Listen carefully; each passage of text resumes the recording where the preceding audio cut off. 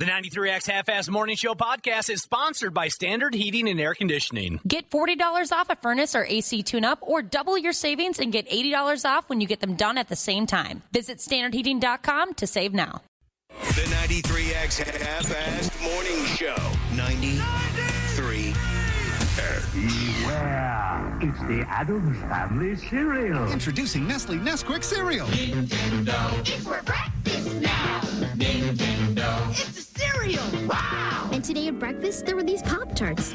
But not like toaster Pop-Tarts, little cereal Pop-Tarts. Happy National Cereal Day. You tell you broke by the cereal you buy? Instead of Lucky Charms, it's Fortunate Trinkets. Cookie Crisp. This is a cereal. It's not like cookies.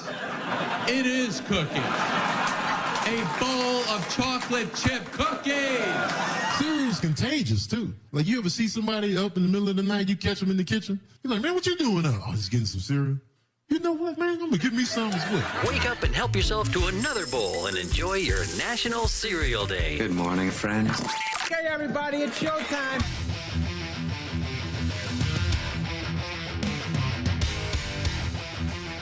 Oh, man, just by luck, Josh, right when I was finally beginning to get my reckless party boy lifestyle under control, here comes National Cereal Day. Yeah, you're going to have to slow. It's a reminder to slow down. And to answer Shotgun Messiah's, Jesus' question right off the bat, no, cereal did not die.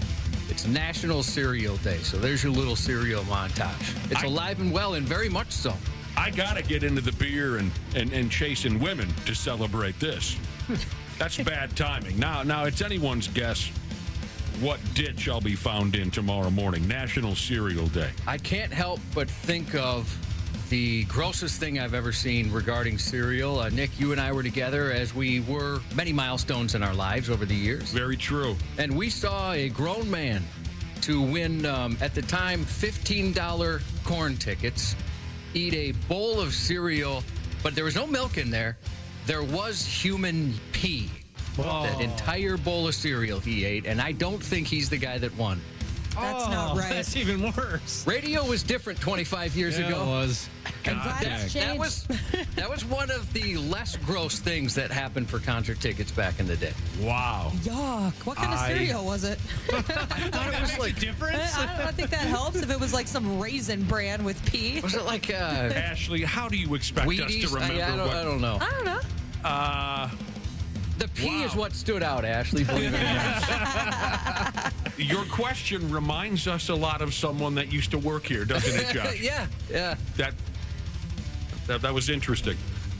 Wow, I did not expect this. I didn't expect National Cereal Day to turn us in that direction, but I'm so glad that you did, Josh. I hadn't thought about that in a long, long time. I also, I remember there was two faces the guy made. The one as he takes his first bite, right? Just this is disgusting. But the look of real disgust is when he found out he didn't win the contest. It wasn't even worth it. Again, refresh my memory. And I think, a lot of years have gone by, but I think part of what is hampering me from remembering the details is because of all the other horrific things that happened on that day and on other days like it.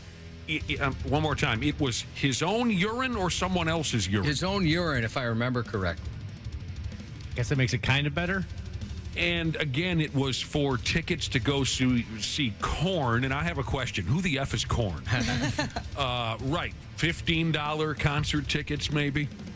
Yeah. As nowadays, opposed to you today? could say, the guy saved $400, you know? But yeah, right, $30 back then. Jesus. Let me see if I can remember some of the other ridiculous, embarrassing things. Embarrassing for us, really. I'm embarrassed that we used to go through with things like this. Those people, sure, they should be embarrassed, but not. I'm more embarrassed than I think they should, that we had something to do with such stupid radio. And we loved it. At the time, it was fun. I wasn't that big of a fan. Well, I think you were. Because it was some of that stuff. It was just so gross and stupid. Anyway. Because those were what would you do for fill-in-the-blank concert tickets, and people would send in their suggestions. It wasn't like we came up with this stuff. And that's probably what I liked about it, is because it was easy. It was. We just, what would you do? And people would say, I'll do this, this, and this. Well, then come on in. There was no prep involved in this. We just sat and watched. But anyway, help me out here. Was this the same day that a lady wore a pubic hair beard? Yes. I think, well, okay. Again, that mixes together. That was one of them. Do you remember the lady that gave herself, was it a coffee enema? She gave some sort of enema. Oh. Yes. There was the dude, I don't even know if I can say this one. There's a dude that consumes something that's only available from his wife once a month. Oh. That's the guy that won the contest. That's impressive. And I'm sorry I didn't make it more clear. Ringing your mom's doorbell, Jesus said, wait, so he didn't eat enough pea cereal to win? No, everybody brought their own ideas to the table, and it was basically which one was the grossest. Right. And do you remember one year we had to have a paramedic stand by in case, it's so different now. I mean, we can't do a eating contest. I mean, you guys know if we have an idea for a contest, it takes, a month to get approved? At least. Oh, boy, yeah. If you're just standing there with a bowl of your own pea cereal and you see that guy walk in, don't you just like, I'm going home? When you see what guy walk in? The tampon dude? Yeah. The tampon dude. Yeah, you drop the bowl and you leave the studio. Yeah. I think that consuming your own pee would be worse. Maybe I'm crazy. The tampon dude. I disagree. No. I would way rather do. I would drink my own urine 10 times over that. Oh, so I mean, my God, that's like I said. I wasn't expecting to have this conversation, but that's great, Josh, because it's bringing me back. I mean, like I just got done saying, I'm ashamed, I'm embarrassed, but it also, I like to reminisce, even about the bad stuff. Again, and I want to be clear about something else. The pube beard, maybe I didn't make that clear. A woman volunteered. She brought her husband into the radio studio, too. She volunteered for her husband to shave off his pubes, and then she glued them to her face to create a beard. That's funny. The creativity is off the charts, but when you see it in person, it's not as funny as you think. Was it a little patchy or did it fill in nicely? Oh, it was patchy. I bet it was. Tears on my lubricant, Jesus, reminds us it was a Jello enema the woman gave us. That's right. Yes, it was. That's right. Oh, wow. Yes, it was. Yeah, folks are texting in now reminding us of some of these other incidents that happened here 20, 25 years ago. I don't even remember some of this stuff. Something about boogers. I'm not getting it. Gross. I'm not doing that. I thought that one didn't happen. That happened? I have no memory of that at all. Here at this time. Okay, yeah. I have no memory I of. was like, ooh, boy. Yeah, I don't know. I don't even know if we can read that, but I don't remember that happening. No, I don't either. Coondog Jesus said, "I'm trying to eat pizza. Come on, pizza for breakfast. Lucky. Dude. Nice. High life. What the hell is going on around here now? Janel Klein is going to make an appearance on the program. That's why we got to talk about this stuff now. She doesn't eat breakfast. She just keeps an open bottle of Jack Daniels on her nightstand. She takes 2 quick rips out of that when she wakes up, and she's out the door. She's tough. That's Janel Klein's life right there. And I dig that about her. That She's Faribault tough. lifestyle. It never fully leaves you, does it? When you're raised in Faribault, follows you around. It follows you around till the day that you die. Take the news girl out of Faribault, but can't take the Faribault out of the news girl. There you go. Did you forget for a second how the rest of that went? I just didn't know if I needed to finish it because I figured everybody knew where I was going with it. I would have totally said it wrong. Yes, and people are reminding us Ashley did drink Nick's Chew Spit at one point. That was pretty bad. You got $100 for that. Yeah, and it helped that my significant other at the time, he was a chewer, so I did it on accident like a week before that. Oh, a little prep. Yeah, so I thought, all right, I could do this. My favorite part of that was afterwards. It was either, I think it was you, Nick. You said, "Oh, I guess we probably could have done that with like Coca-Cola or something." We could have done the theater of the mind trick. I don't like that though. But Josh and I, we took a stand against that years too ago. Cheesy radio. Yeah, stuff. we didn't want to be There's a lot of phony sumbitches. Wolfpack Softball Jesus reminds us there was an orgasm race in studio. I remember that. Ladies wore, I think it was like some sort of vibrating underpants or something like that. That's what it was. And then everyone had a remote, you know. Y'all had your contestant. Yeah, there was a race to orgasm. That's fun. That wasn't. I remember that one. That was didn't really work the way we thought it would. I mean, it was a lot of silence for a way longer time than we anticipated. Yeah, it took a lot longer than we thought. Yeah, I really. So what else is going on? There you go. Jesus, yeah, people are remembering things that from a long time ago. Thanks for sticking with us for so long. I can't believe you stuck with us after some of that garbage. And they're still here to talk about it. Yeah, we're sorry. I mean, some of that seems kind of funny, but I don't know if that would work out for us today. Yeah, oh no, hell no, it wouldn't work today. We wouldn't want it to. I'm sorry too, Josh. Yeah, there's a few times that I look back and go, "Oof, what were we thinking? Why did we agree to something like that?" National Cereal Day. It brings all the wild people out, you know? I blame National Cereal Day. You said it was wild. Yeah. MinnesotaBets.com put together the top 10 most searched cereals in Minnesota. Most searched? The top 10. Okay. I wonder what the hell, what causes you to search the internet for cereal? I don't know. That's a great question. Okay. Dump it on us. I'm excited now. I guess I just did it.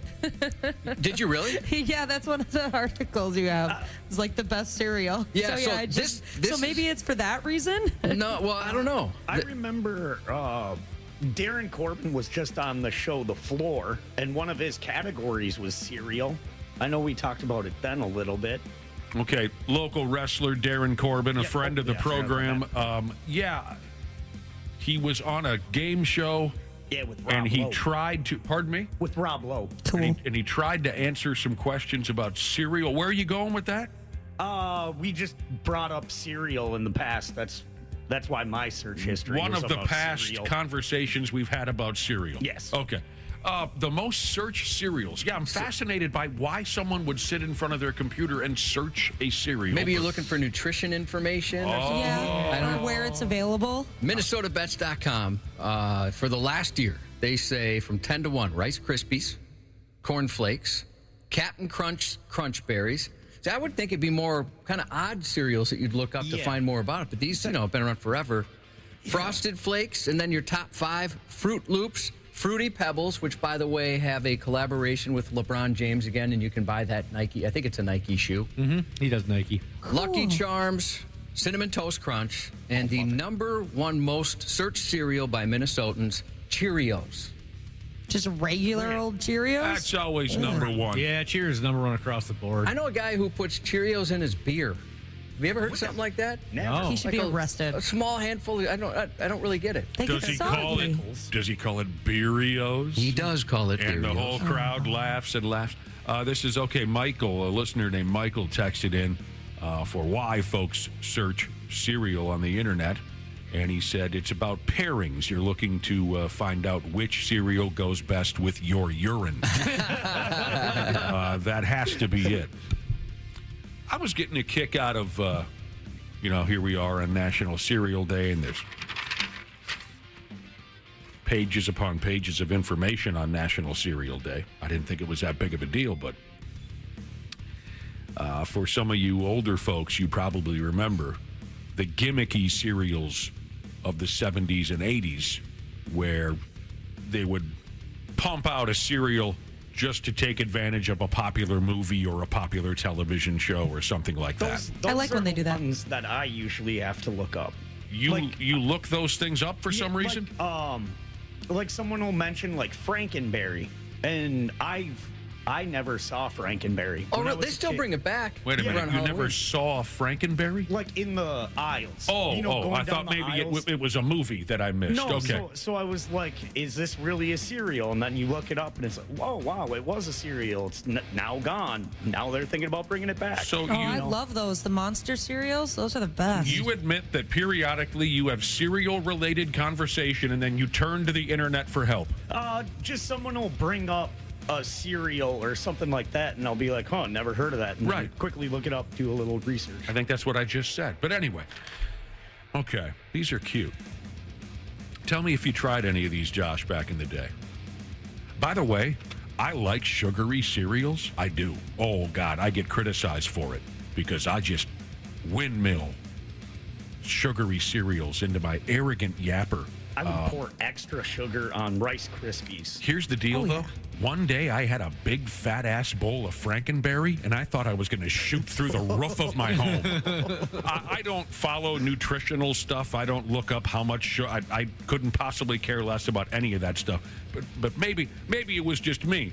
But I thought I had a tolerance for sugary cereals. When I had a big bucket of Frankenberry, I thought I was going to end up on Mars. I was running so hot. Oh, my God. It was like I took had a 16-ounce can of Red Bull or something. Here we go. Some of the gimmicky cereals from the 70s and 80s. I remember very fondly Mr. T cereal, but Josh and I are big Mr. T fans, so...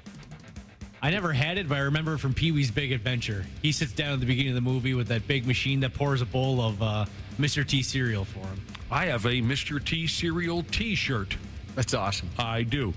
I didn't notice Urkel O's at the grocery store. Yeah, there was a couple on this list I'd never heard of, including Urkel O's. But that's great that he had his own cereal. Josh was a big Urkel fan. He does a great imitation of Urkel. 1992, it says. Urkel O's. Man. C3POs? That was another one I hadn't heard of. Oh, really? I remember seeing a box of C3POs at one point or another when I was probably a junior high kid. Here's one that was that passed me by. Wapple, you and I might have to sit down and look this up on the internet. Crunchy Stars, CROONCHY, Crunchy Stars, and apparently that was connected to the Swedish chef from the Muppet Show. Oh, I love the Swedish chef. He's on the front of the box, yeah. He's hilarious. Crunchy Stars. They look boring. Yeah, they look very boring. Cabbage Patch cereal. Of course, the Cabbage Patch Kids, the popularity went through the roof in... Those were crazy. 83, 84. I think I was like a damn sixth grader. Everybody had Cabbage Patch. Oh, wait a minute. I was thinking of Garbage Patch. Sorry. But Garbage Pail Kids? Garbage Pail. Yeah. But I think they were popular. They first sprung into popularity at around the same time, mid-80s. Yeah, like Is 85. Is there Girl Scout cookie cereal yet? Because when I go to the store, I notice that they are taking over the Girl Scouts. They're in like every aisle for different types of food now. I think there is Girl Scout cookie cereal, for a limited time. It doesn't... I can't be sure. Donkey Kong had his own cereal. You had to have that, Dana. No, I never had it. Really? Mm-mm. I didn't get into Donkey Kong until later in life. Well, Donkey Kong cereal was dead and gone by the time you were 2, I think. Yeah, I'm guessing. So. Breakfast with Barbie cereal. Don't recall that one. E.T., of course, had his own cereal. Jesus Christ, E.T. was on everything. And people bought it. Smurf Berry Crunch. The Smurfs also in the... Like we said, this is all 70s and 80s stuff. Smurf Berry Crunch was... And the Smurfs television show, hotter than hell. For at least a short period of time.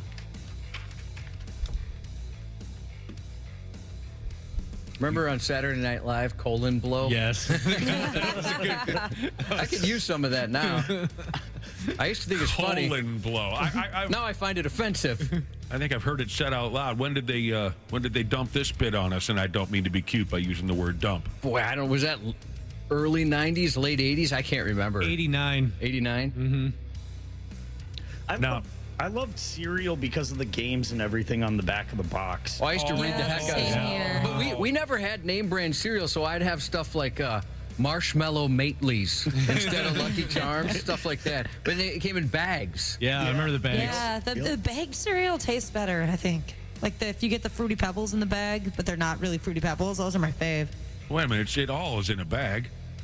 Well, no, there's they no don't box. come in a box. There's no. It's just it comes in a bag. That's it. It's usually a huge bag, too. Yeah, it's huge. It's a huge bag. You're right. I'll show you a huge bag. What?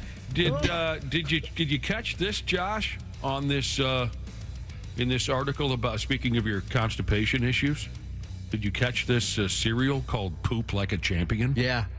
Have you looked into buying a bucket of that? No, it's like, well, I suppose, it's been a long time since I've bought cereal. Well, my wife does all the shopping, so I don't know what she pays for cereal, but this stuff was like $14 a box or something like that. That's a little expensive. Oh, Probably got so much fiber. Yeah, that's exactly the route they're taking. Yeah. That's a good guess. Poop Like a Champion is $14 a box? Oh, here's one. There's a version for $10. What's a regular box of cereal? $5, $6. Oh, is it that cheap? I would have thought it'd been a little more. It used to be, though, gosh, even like a couple of years ago. I remember it being only like $3, $4. It's gone up like everything else. I'm lucky. I have a wife that loves to shop. I just made it seem like that was unique, that somebody would have a spouse that loves to shop, but she loves it. So I don't have to do it anymore. I absolutely love it. You love to do it yourself, you're saying? Yep, I love grocery shopping. Actually, I've tried before, like, hey, do you want to come to the store with me, to my boyfriend, and he'll tag along, and it's not the same. I don't need him there. I'm like, what are you doing? Well, Stop wandering. Get back here. It's good quality alone time, right? When you go, okay, fair enough. I love this box. Poop Like a Champion box. It's so cool. Well, tell us about it. I'm not looking at it. I'll show you a box. It's a bowl of cereal, and then it's got like one of those Greek pedestals, and it's going up into the clouds. And then there's a plane. It says Ultra Fiber Cereal. Oh, that's actually really funny. Sounds very dramatic. Yeah, it's sweet. Oh, there was another one. There was a cereal that was like sticks, and it was like a fiber cereal. Oh, does that ring a bell for anybody? Oh, it does. So the wife loves to shop for any damn thing? Oh, yeah, she loves it. Yeah, I mean... Fiber One, that's what I was thinking. Oh, yeah. I don't mind wandering around the grocery store. Now that I'm thinking about it, I enjoy. Do you really? Yeah. Oh, man, especially like clothes shopping. Oh, no. Clothes shopping's horrible. I was talking about specifically grocery shopping. I have no problem with that. But yeah, going shopping for shoes and clothes, absolutely not. It depends what time of day I go grocery shopping.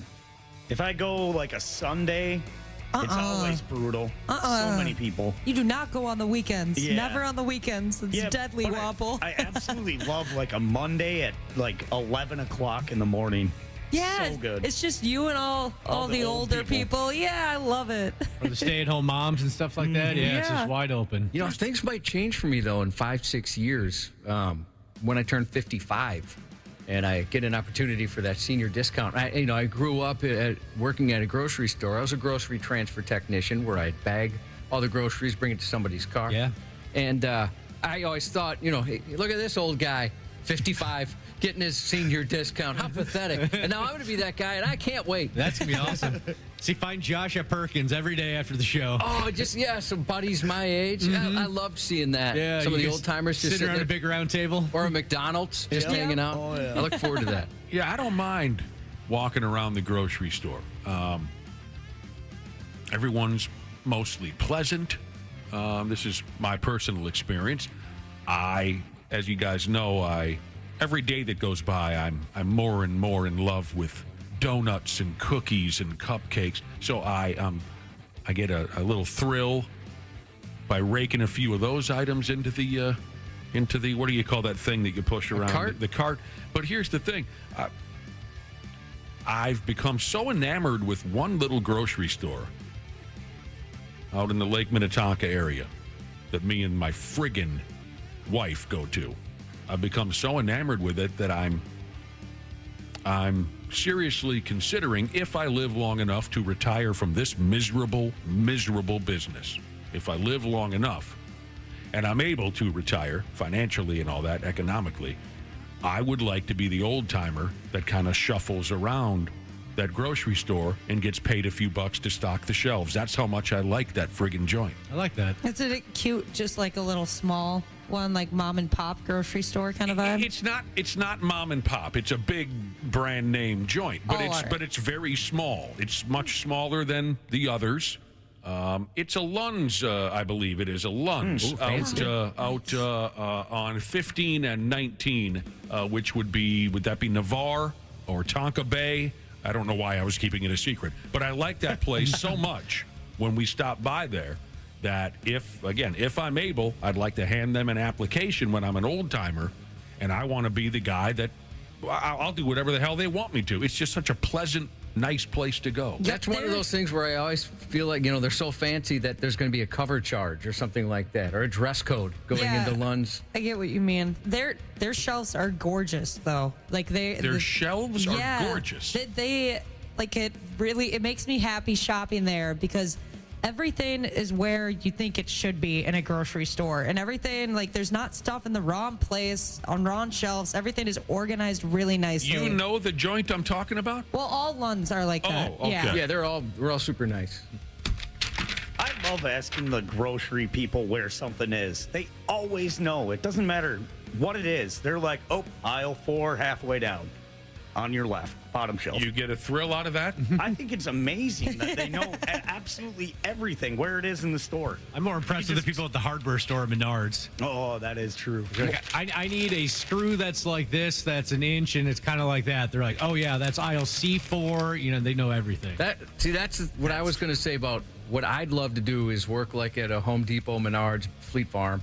But that I wouldn't be the guy they'd want. They'd be like, Work in the garden center? They'd like, hey, where are the screwdrivers? I'm like, well, you mean like those twisty things? Like they got a flat thing at the end or a little star-shaped thing at the end? I don't know enough about how to build things or whatever. And when you see the old guys running around there, they've been working in a trade for 40 years. They know everything about everything. Yep. And they got great advice. Don't buy that. That's garbage. Buy this one. Oh, Josh, you want to know something crazy? I just thought of this. I don't think I've ever told you. My ex, he was a part of a union. He put up like ceilings, all that kind of crap. And there was like something with his job where he wasn't allowed to work at a place like that. At a Home Depot? For a certain amount of years or whatever after he retired. Or there was some type of weird clause where wasn't allowed to. I don't know why, but it's very interesting. Yeah, I wonder if someone can text in and knows more about that.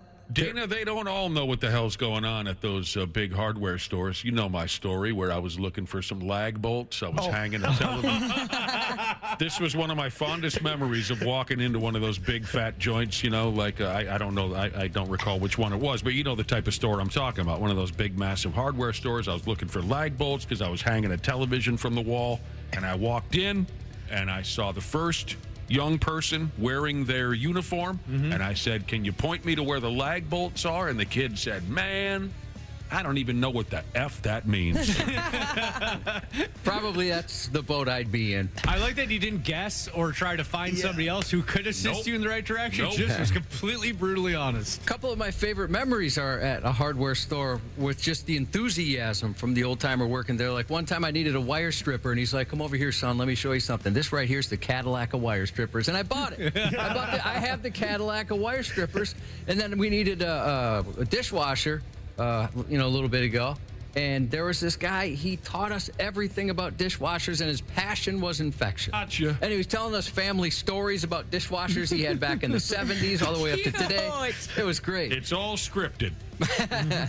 Just like this radio show, all scripted. He got you, Cubby. There you go. What is this now? What did I say it was? I don't even know if I said what day it is, and I'm not sure which day it is. Thursday. Janel Klein will be ducking in here a little bit later. Is everyone ready for a breather? Yeah, I could use one. Yeah, all right. We'll duck out and then come right back on the Half-Assed Morning Show. Half-Assed Morning Show. They're loud. They lose control. They do their little circus act. They're a nuisance. 93X. Grace here, customer service rep at Standard Heating and Air Conditioning. Our customers are our top priority, whether that's providing same-day service or solving a cooling issue for that addition on your home. Ashley, tell our listeners about this month's AC specials. Get started on your spring cleaning checklist now. With the weather warming up, it's the perfect time to get your AC tuned up with Standard Heating and Air Conditioning. Get $40 off a furnace or AC tune-up, or double your savings and get $80 off when you get them done at the same time. Visit standardheating.com to save now. Business has always been about turning a profit, making money. But can it stand for something more? Something beyond dollars and cents? We think so.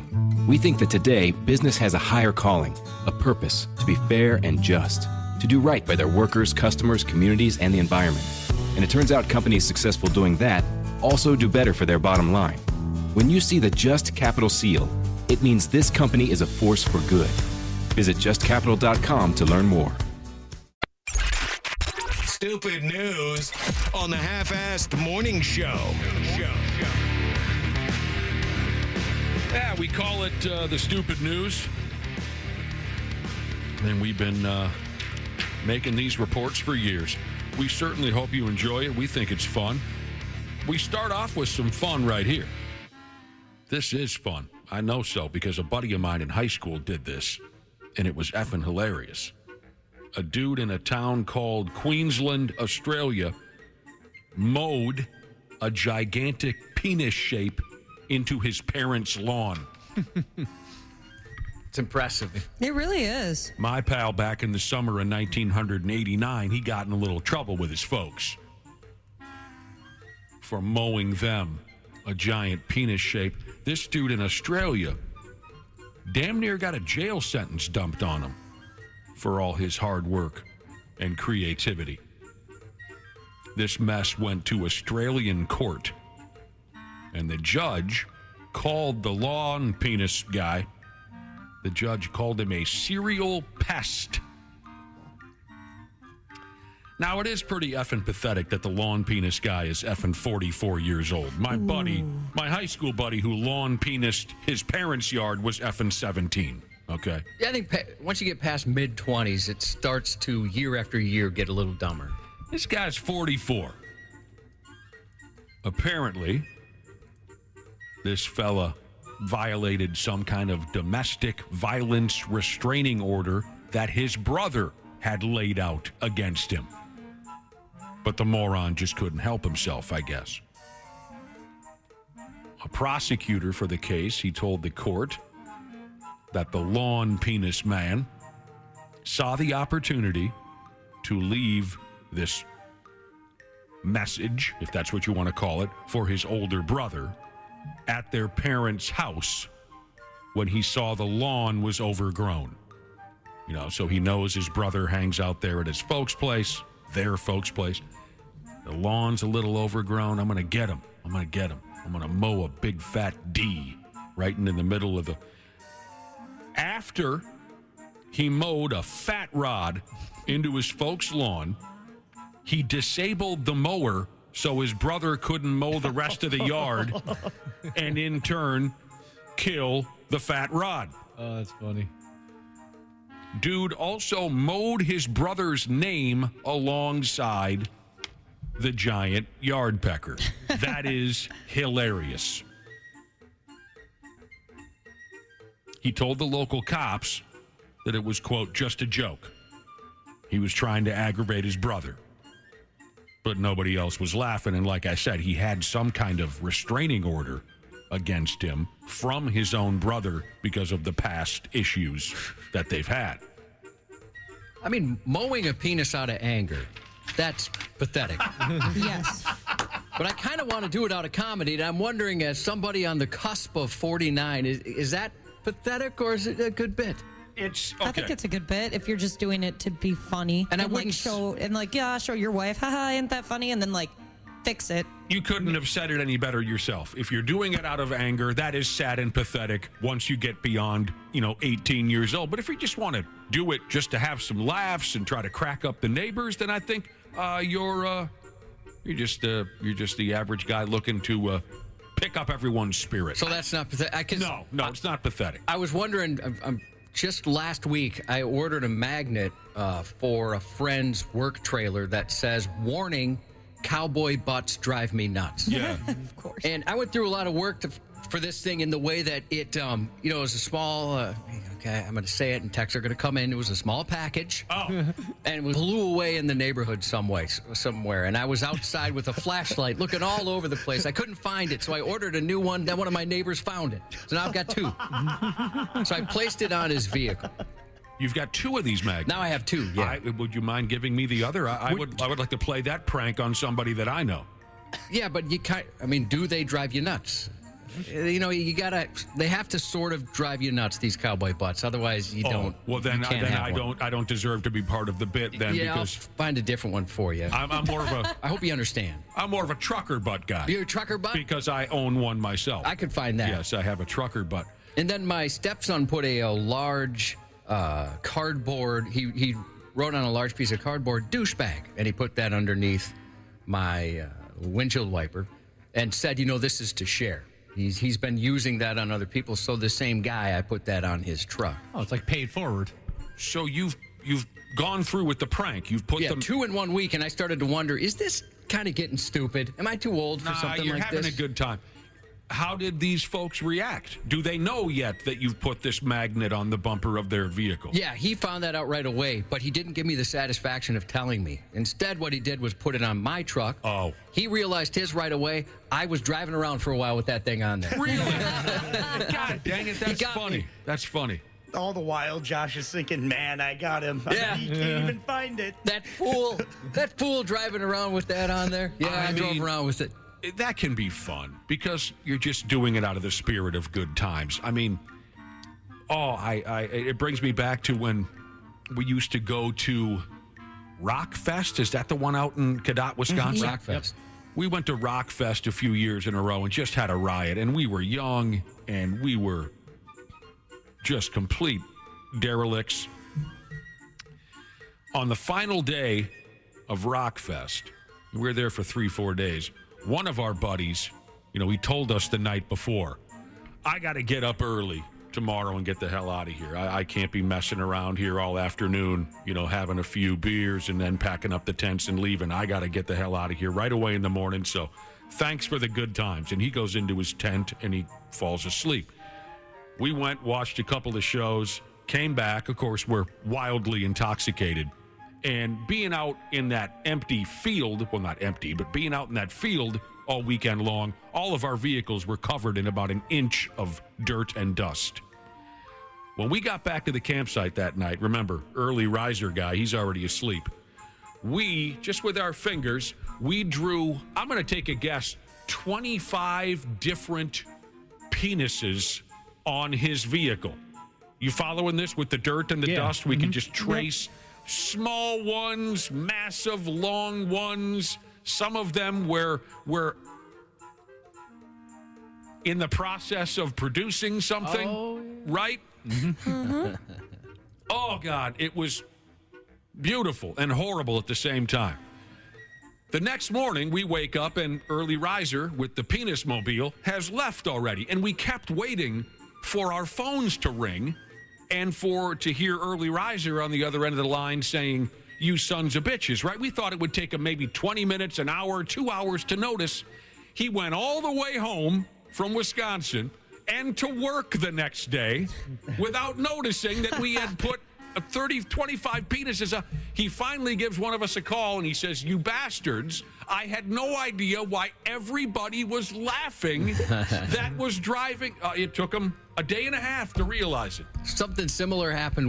Every year when my stepdaughter played softball, there was a tournament in South Dakota.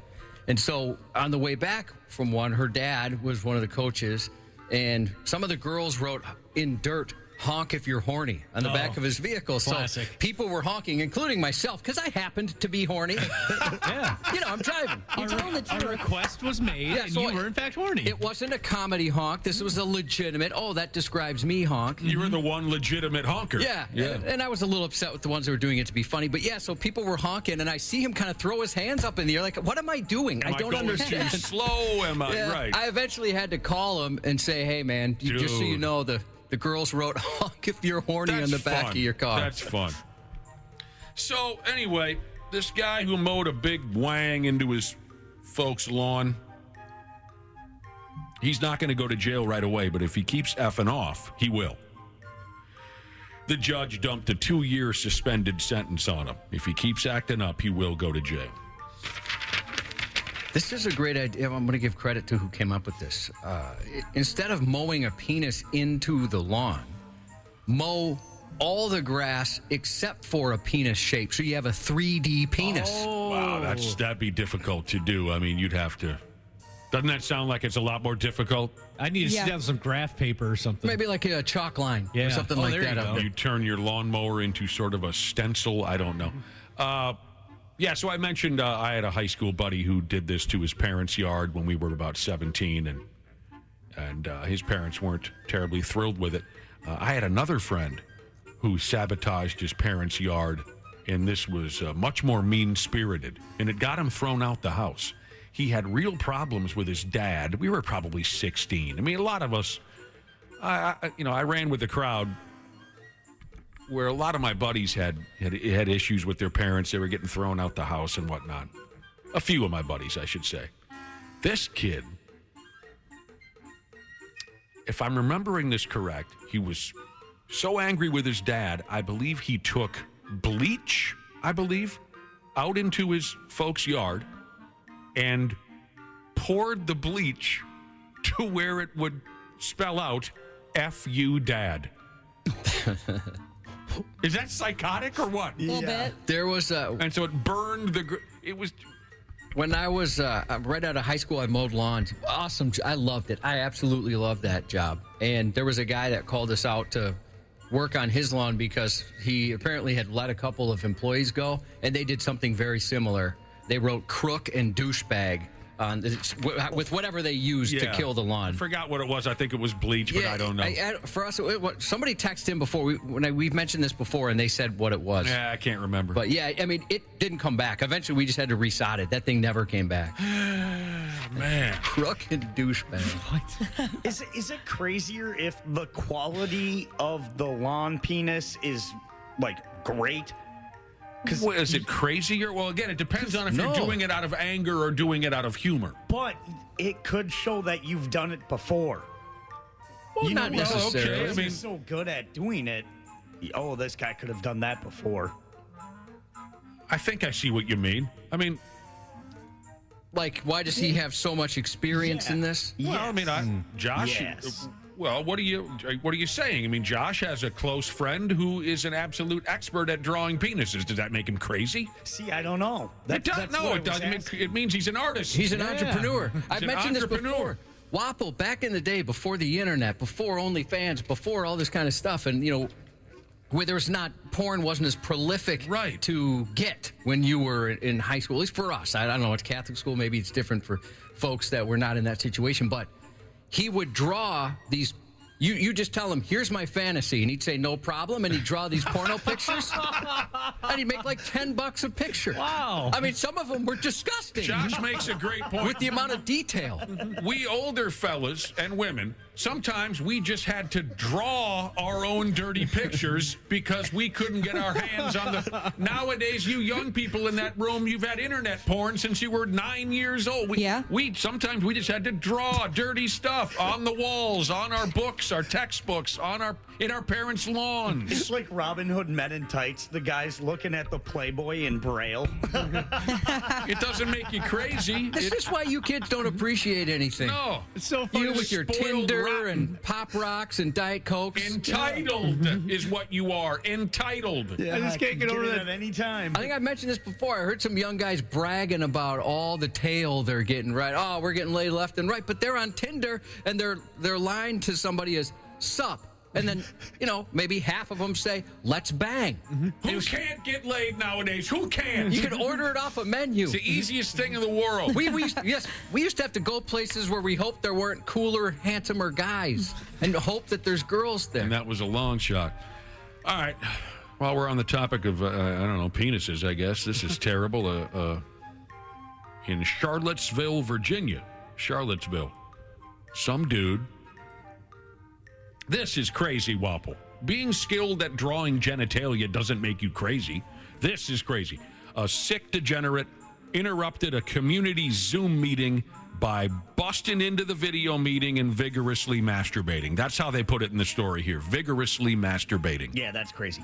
I'm glad I've never had a desire to surprise masturbate in front of people who have no interest in seeing something That's like good. That makes me like you even more than I already do. And I feel lucky. Honestly, you listen to some of these stories over the years, I just feel very lucky that doesn't exist in me. I guess in this case, the dude, I think you guys know how it all works. Well, not masturbating, but Zoom meetings. He just suddenly appears on screen, and he's pulling on it like there's a cash prize waiting for him when he's done. Okay? So it did break up a boring meeting. I can see the saving grace of it all there. I can. But, a Zoom meeting could be broken up in a much less repulsive way. Like, say, a gorgeous lady and her best girlfriend vigorously masturbating. Yeah, if That's I had a one choice. suggestion, Yeah, if I had a choice. Some of those Zoom meetings we've had have been fairly uncomfortable. To extremely uncomfortable. I don't feel that discomfort. I don't feel obligated to say a word during any Zoom meetings. You folks seem to feel obligated to, get involved. Heck no. I stay as quiet as I possibly can, so they don't even know I'm there. Don't speak unless spoken to. Well, yes, but do you find it awkward like Josh was explaining? I think it's hilarious. Me too. I love when like a meeting's just about to end and then someone's like, "Oh, actually, I have something," because I think of you guys, and I'm like, in my head, I'm like, oh, I bet they're sitting in front of the camera with the Zoom meeting, just threw their hands up in the air. They're pissed off. Like, come on. Well, I love it when somebody says, like, hey, by the way, I have one more question or something. Or somebody says, hey, do you have any more questions? And then, like, the brown noser speaks up, and you can look into the different little boxes of people, and you can see their souls leaving their bodies. Like, you've got to be kidding me. My favorite thing on those is to watch our boss, though, because he does not hide his frustrations. He knows he's on camera. Sometimes his head's down. He's just looking around like, are you kidding me? I got work to do. But you find it hilarious, Ashley, because of how uncomfortable it is. Yes, yeah, that's a good point. Because, like, the biggest boss in the company will ask a question, and everyone sits there because no one wants to be the first person to answer. Yep. And she sits there smiling and says, it's okay, Yeah, that makes it so much worse. And people just sit there forever. And you can see some of the bosses around here going, well, why don't you dildos say something? We're looking back. I have nothing to say, and I don't feel obligated to say a word. Thankfully, we here at the radio station, we don't have to go through many of those silly Zoom meetings anymore, because I think eventually our luck was going to run out and we were probably going to get whacked off on, like these folks in Charlottesville, Virginia. Very good chance. Bunch of city council type folks are all dialed in for a meeting about doesn't matter. And they said the first thing was they all heard unusual sounds, moaning, they said. That was the first step to this nightmare. Eventually, a dude appears on the screen, and he had turned his dong loose, and he was just tearing at it.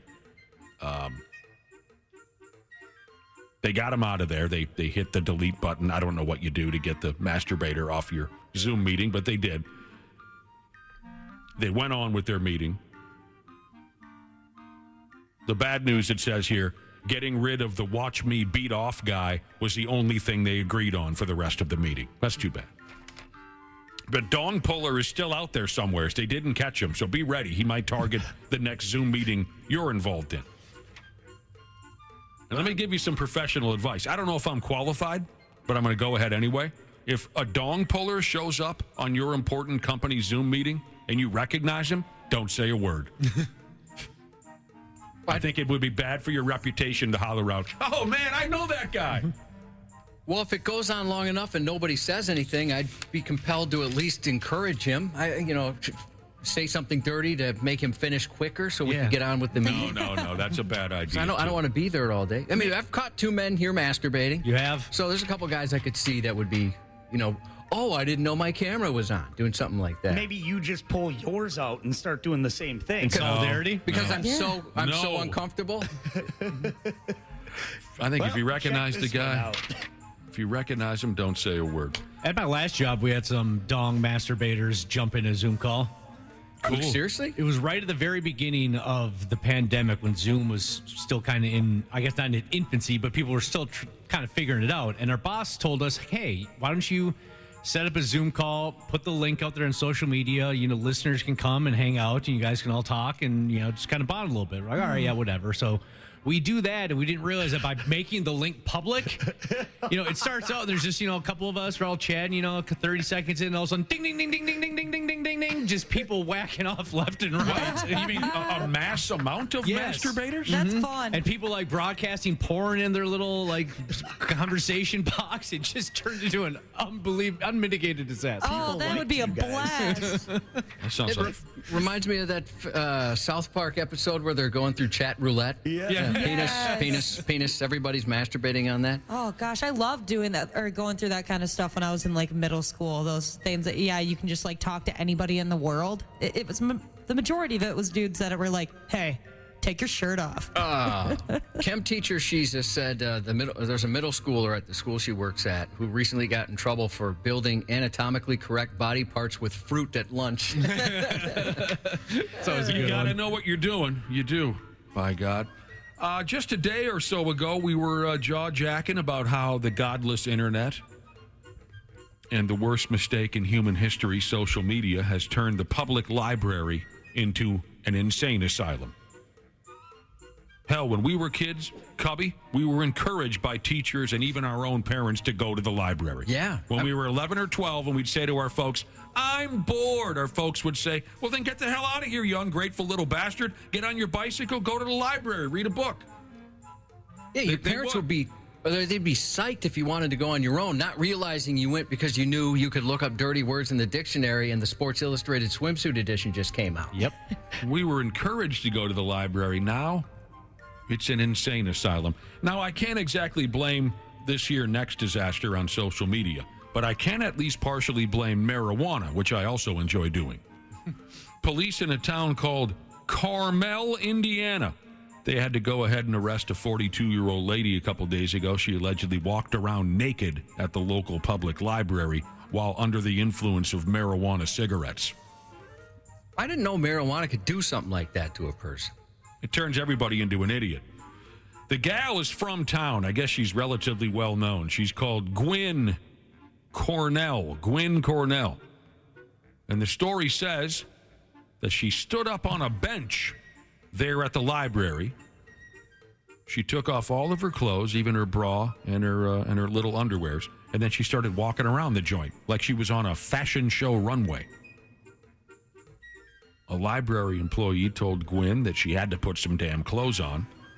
And here's the payoff. There's a couple of nice payoffs here. When the library employee said, hey, lady, you got to put some clothes on, Gwen responded to the order by saying, oh, really? I dig that. After she made that smart-ass comment, she got to my favorite part of the story. She walked up on some nerd sitting in the library, who I'm sure was in total shock. She snatched the book on anatomy that he was reading right out of his hands, and then she sat her naked ass down at a computer to look something up on the internet. That's effing... I love that part of the story.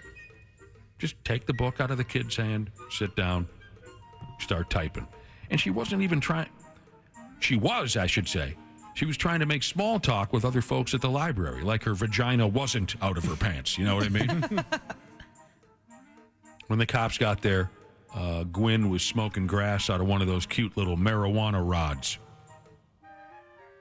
And now she's got to go to court. Yeah, it's the internet. I mean, anytime something happens at the library, it's usually something negative involving someone on the free internet. Yep. It's unfortunate.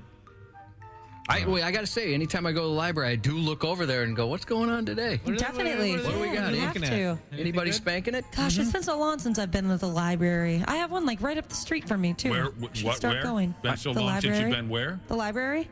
You're getting closer. Do I not say it correct? The first two times you said library. Oh. It's like Which sounds like a it's like February. I enjoy the library. I do too. I haven't been there in decades. You got a library card and everything? Heck yeah. That's cool. Yeah, I got one right by me, and I perused the aisles and read what are called books. I used to go to the library, Josh, because they had a great VHS movie collection. You could rent them and take them home, or you could just rent them and put headphones on and watch it right there in the library. Do they still have those? I don't know. I think you can rent DVDs at most libraries now. Cool. Haven't been there in decades.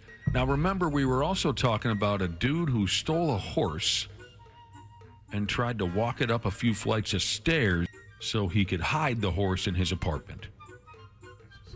Brilliant stuff. Nobody will ever find it. Poor horse. It was brilliant stuff right there. It didn't work. What I have here for you is more equestrian crime, and very similar to the last scene that I was just telling you about. A guy in Russia. Well, they're morons in Russia. He got drunk and tried to ride a horse up to his 5th floor apartment, up the stairs, in an attempt to make up with his wife. An apology horse. 3 o'clock in the morning, he pulled this bit. He had a big fight with the wife, and he thought this would win her over. That would probably put a smile on my face. I'd imagine it would. There's video of this catastrophe. It's hilarious. The horse was absolutely unloading fat piles of turds all over the apartment complex while dude was riding it around the place. The neighbors were not cool with that. Yeah, scared And pooping. he had so much trouble getting that horse into his apartment. That horse was not interested. At one point, he apparently the guy thought he'd try to squeeze himself and the horse into the elevator to get to his 5th floor apartment. Oh my God. But he changed his mind and he thought they'd try the stairs. A drunk-ass Russian goes by the name of Sergei. He's 33 years old. Word is he stole the horse from a farm where he used to work, hoping to show up as like a Prince Charming type routine and thrill the hell out of his wife. Cowboy Sergei and the confused and likely terrified horse, they did make it to the 5th floor and into the apartment. Did you see a video of this, Josh? I did not see it. Yeah, it's funny. He keeps trying to get on top of the horse. He can't do it. Yep. You know, it was pathetic. Now, I don't know if this is too small for you. Oh, Can you see that? I can see what's happening. That's a big white horse in an apartment building's hallway. See him trying to get on the horse a few times. He can't seem to get on the damn thing. The horse is very patient. Very patient. I'm sure it was scared as hell. I don't know if Sergei is in jail or what, but the story closes out by saying the horse is back at its farm now, wondering what the hell just hit him.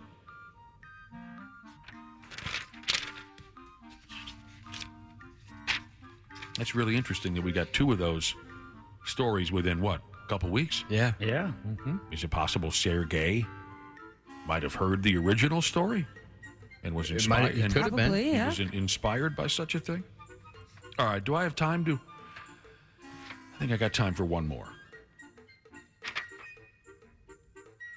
You guys know this already.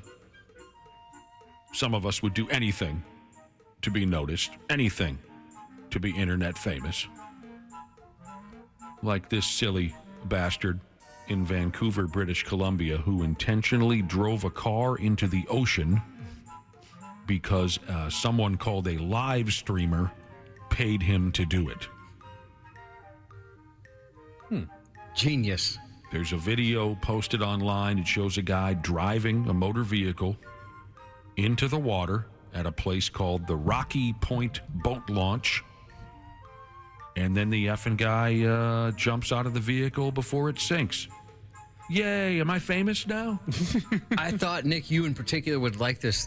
So the local news had caught up with some people asking their reactions, and I thought this guy spoke for the way most of us feel when you hear a story like this. 12 feet of water over top of the car, all because of what? To have your face on YouTube? Really? 12 feet of water over top of the car. Really? Really? This That's what we're pathetic... doing? Yeah, that is what we're doing nowadays. This dildo behind the wheel was arrested. The police are considering charges. Police said the man was paid by an online streamer to drive the car into the water. It was some sort of stunt, a very confused local cop said. Crews have been doing everything they can to reduce the problems that this presents. I mean, you know, all the oil and gas and this and that pouring into the water. That's not good for anybody, you stupid idiots. No.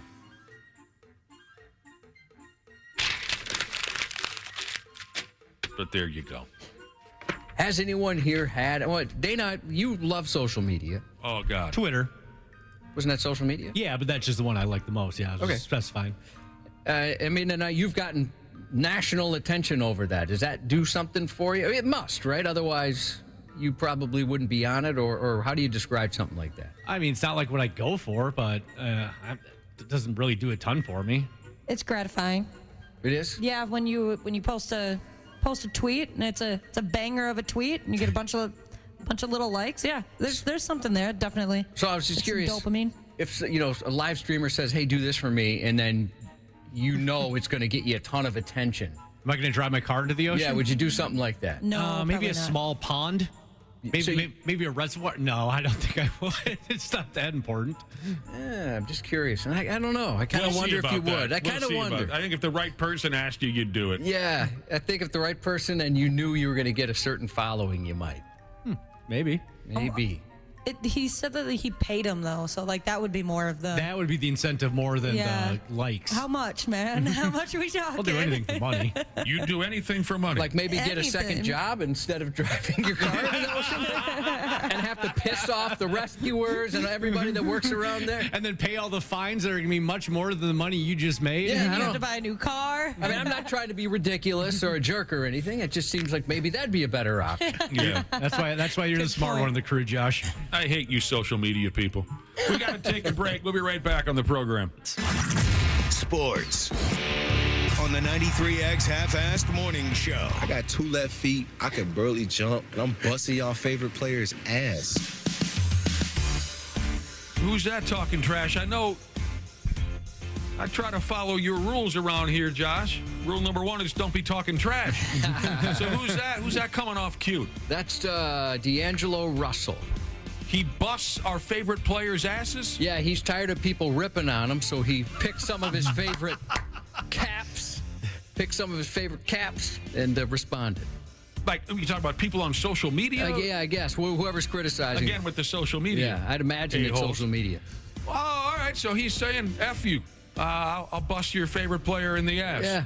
All right, D-Lo. And he looked cool while saying it, I must say. He is cool. Yeah, he's very cool. cool. He is cool. I liked him when he played here. I mean, I understand all of his faults out there. I shouldn't say all of his faults. He's not the greatest defender in the world. He's kind of streaky, but I liked D-Lo when he was playing here. All right, cool. I look forward to that. He'll be busting my favorite player's ass. Who is your favorite player? Is it Naz Reid, or do you have somebody from another team, maybe? Well, obviously, being the guy who discovered Naz Reid before any other basketball fan in town, I'm very partial to Naz Reid. But if I had to say your current favorite basketball player? Boy, that's a tough question. It would be a member of the Timberwolves. There's no player from another club that I would pick over a member of the Timberwolves, and it would probably be Naz. Since you did love Patrick Beverly for a long time, too.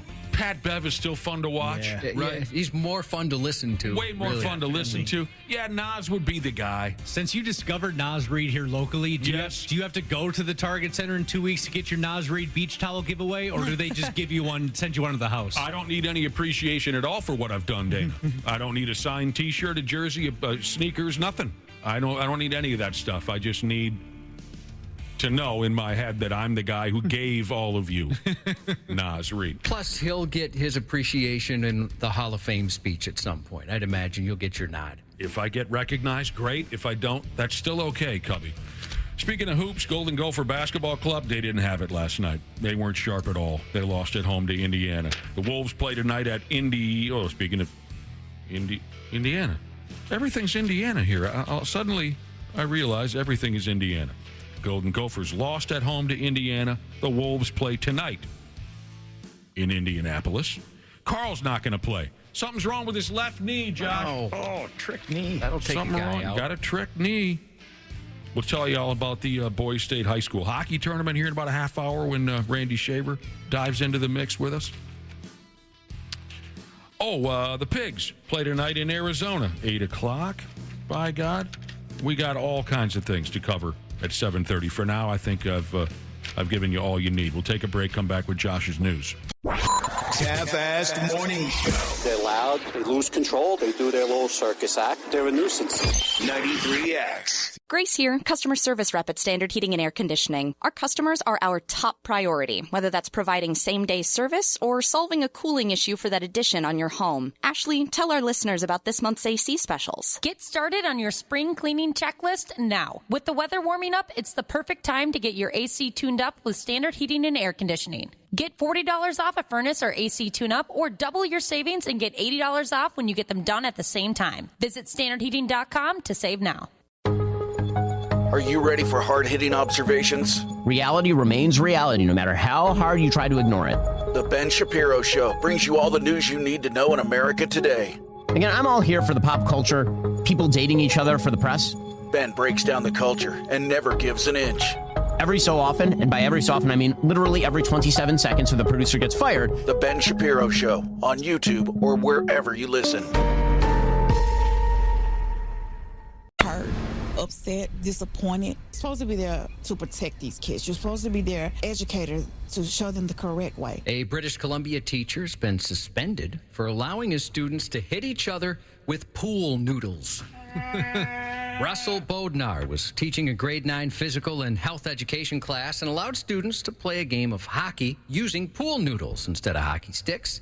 The report explains he encouraged them to hit each other with the noodles, though he did warn them against targeting anyone's head. During this activity, the teacher was looking on and encouraging students by saying things like, beat him, get him, you can get him, and encouraging students being hit to fight back with their pool noodles, the commissioner's report states. Students were also hitting one another above the neck, with some of the kids later describing the interactions as aggressive. One student was hit in the face repeatedly with a pool noodle, breaking the student's glasses. Oh, no. You don't do that to a kid with glasses. Now, for my money, there was nothing more funny than that back in school. That's comedy gold. You're supposed to not punch a kid with glasses. No, that's what we're going for. We're looking for him to get those glasses broken. We didn't punch him. We hit him with a pool noodle. The kid also had bruising on their face, later passed away. It was a very sad... No, I'm sorry. Whoa. I'm conflating two different stories. Whoa. Later that same day, Bodnar was handed a disciplinary letter by his school district and told he'd be suspended without pay. According to the commissioner, he'd been disciplined by the district a few times in the past, including encouraging an 8th grade class to twerk. In total, he was given 8 days of suspension. This guy's wild. Hey, guys, I'm the cool teacher. No, don't call me Mr. Smith. Call me Joe. Call me by my first name. Like, definitely seems like something we would have done in elementary school or middle school. I could totally see one of my gym teachers being like, just don't hit anybody in the face, though. Yeah. A high school. Well, yeah, I mean, pool noodles. At first, I was kind of surprised a guy got suspended for that. Yeah, because did we just have a story about them fighting with samurai swords recently? Times have changed. In Japan. No. Samurai swords. Okay, that was a different one. Yeah, there's so many of these, it gets confusing. There was the Japanese teacher who beat up a kid because he compared him to an overweight anime character. Oh, yeah. He got to keep his job, though. A high school in Queensland, Australia has come under fire after a calendar filled with photos from an explicit staff photo shoot was leaked to the public. An explicit staff photo shoot. Oh. The photographs show staff posed in a range of compromising positions, with one teacher dressed as a nun, another in a sparkling gold mankini, printed in a 2023 staff calendar displayed in the break room. One photo showed the gold mankini-clad teacher bent over on all fours, while the teacher dressed in a nun's habit places her foot on the other's back. Another shows the teacher seductively pouring a carton of milk onto a fellow teacher. The leaked photographs have drawn mixed reactions from the public, with some suggesting they crossed the line. I don't know the whole story. There might be more background to it, but those photos certainly look inappropriate to me. Former Queensland principal Tracy Tully said it was a total disregard to respect to the school, the parents, the community, the students, and to other teachers. They're paid by taxpayers, she said. Oh, sure they are. Others, however, say they shouldn't be taken too seriously. A Queensland senator said, I don't want to be a prude. They're probably having a bit of fun, and it's probably more embarrassing for them than it is for anyone else, he said. A Department of Education spokesperson said they expect all staff to meet high standards of behavior and conduct, and they're investigating that incident. Cubby, would you say the stress of our derelict children and COVID and things like that, shutdowns, and is the stress finally gotten to teachers all around the world? I'm sure. All the stuff they've been dealing with? Absolutely. They just snap. Because our children are totally out of control. I don't want to get yelled at here. I never want to piss anybody off. But I kind of don't see what the big deal is. I don't either. About what now? This calendar. It was somebody who got offended.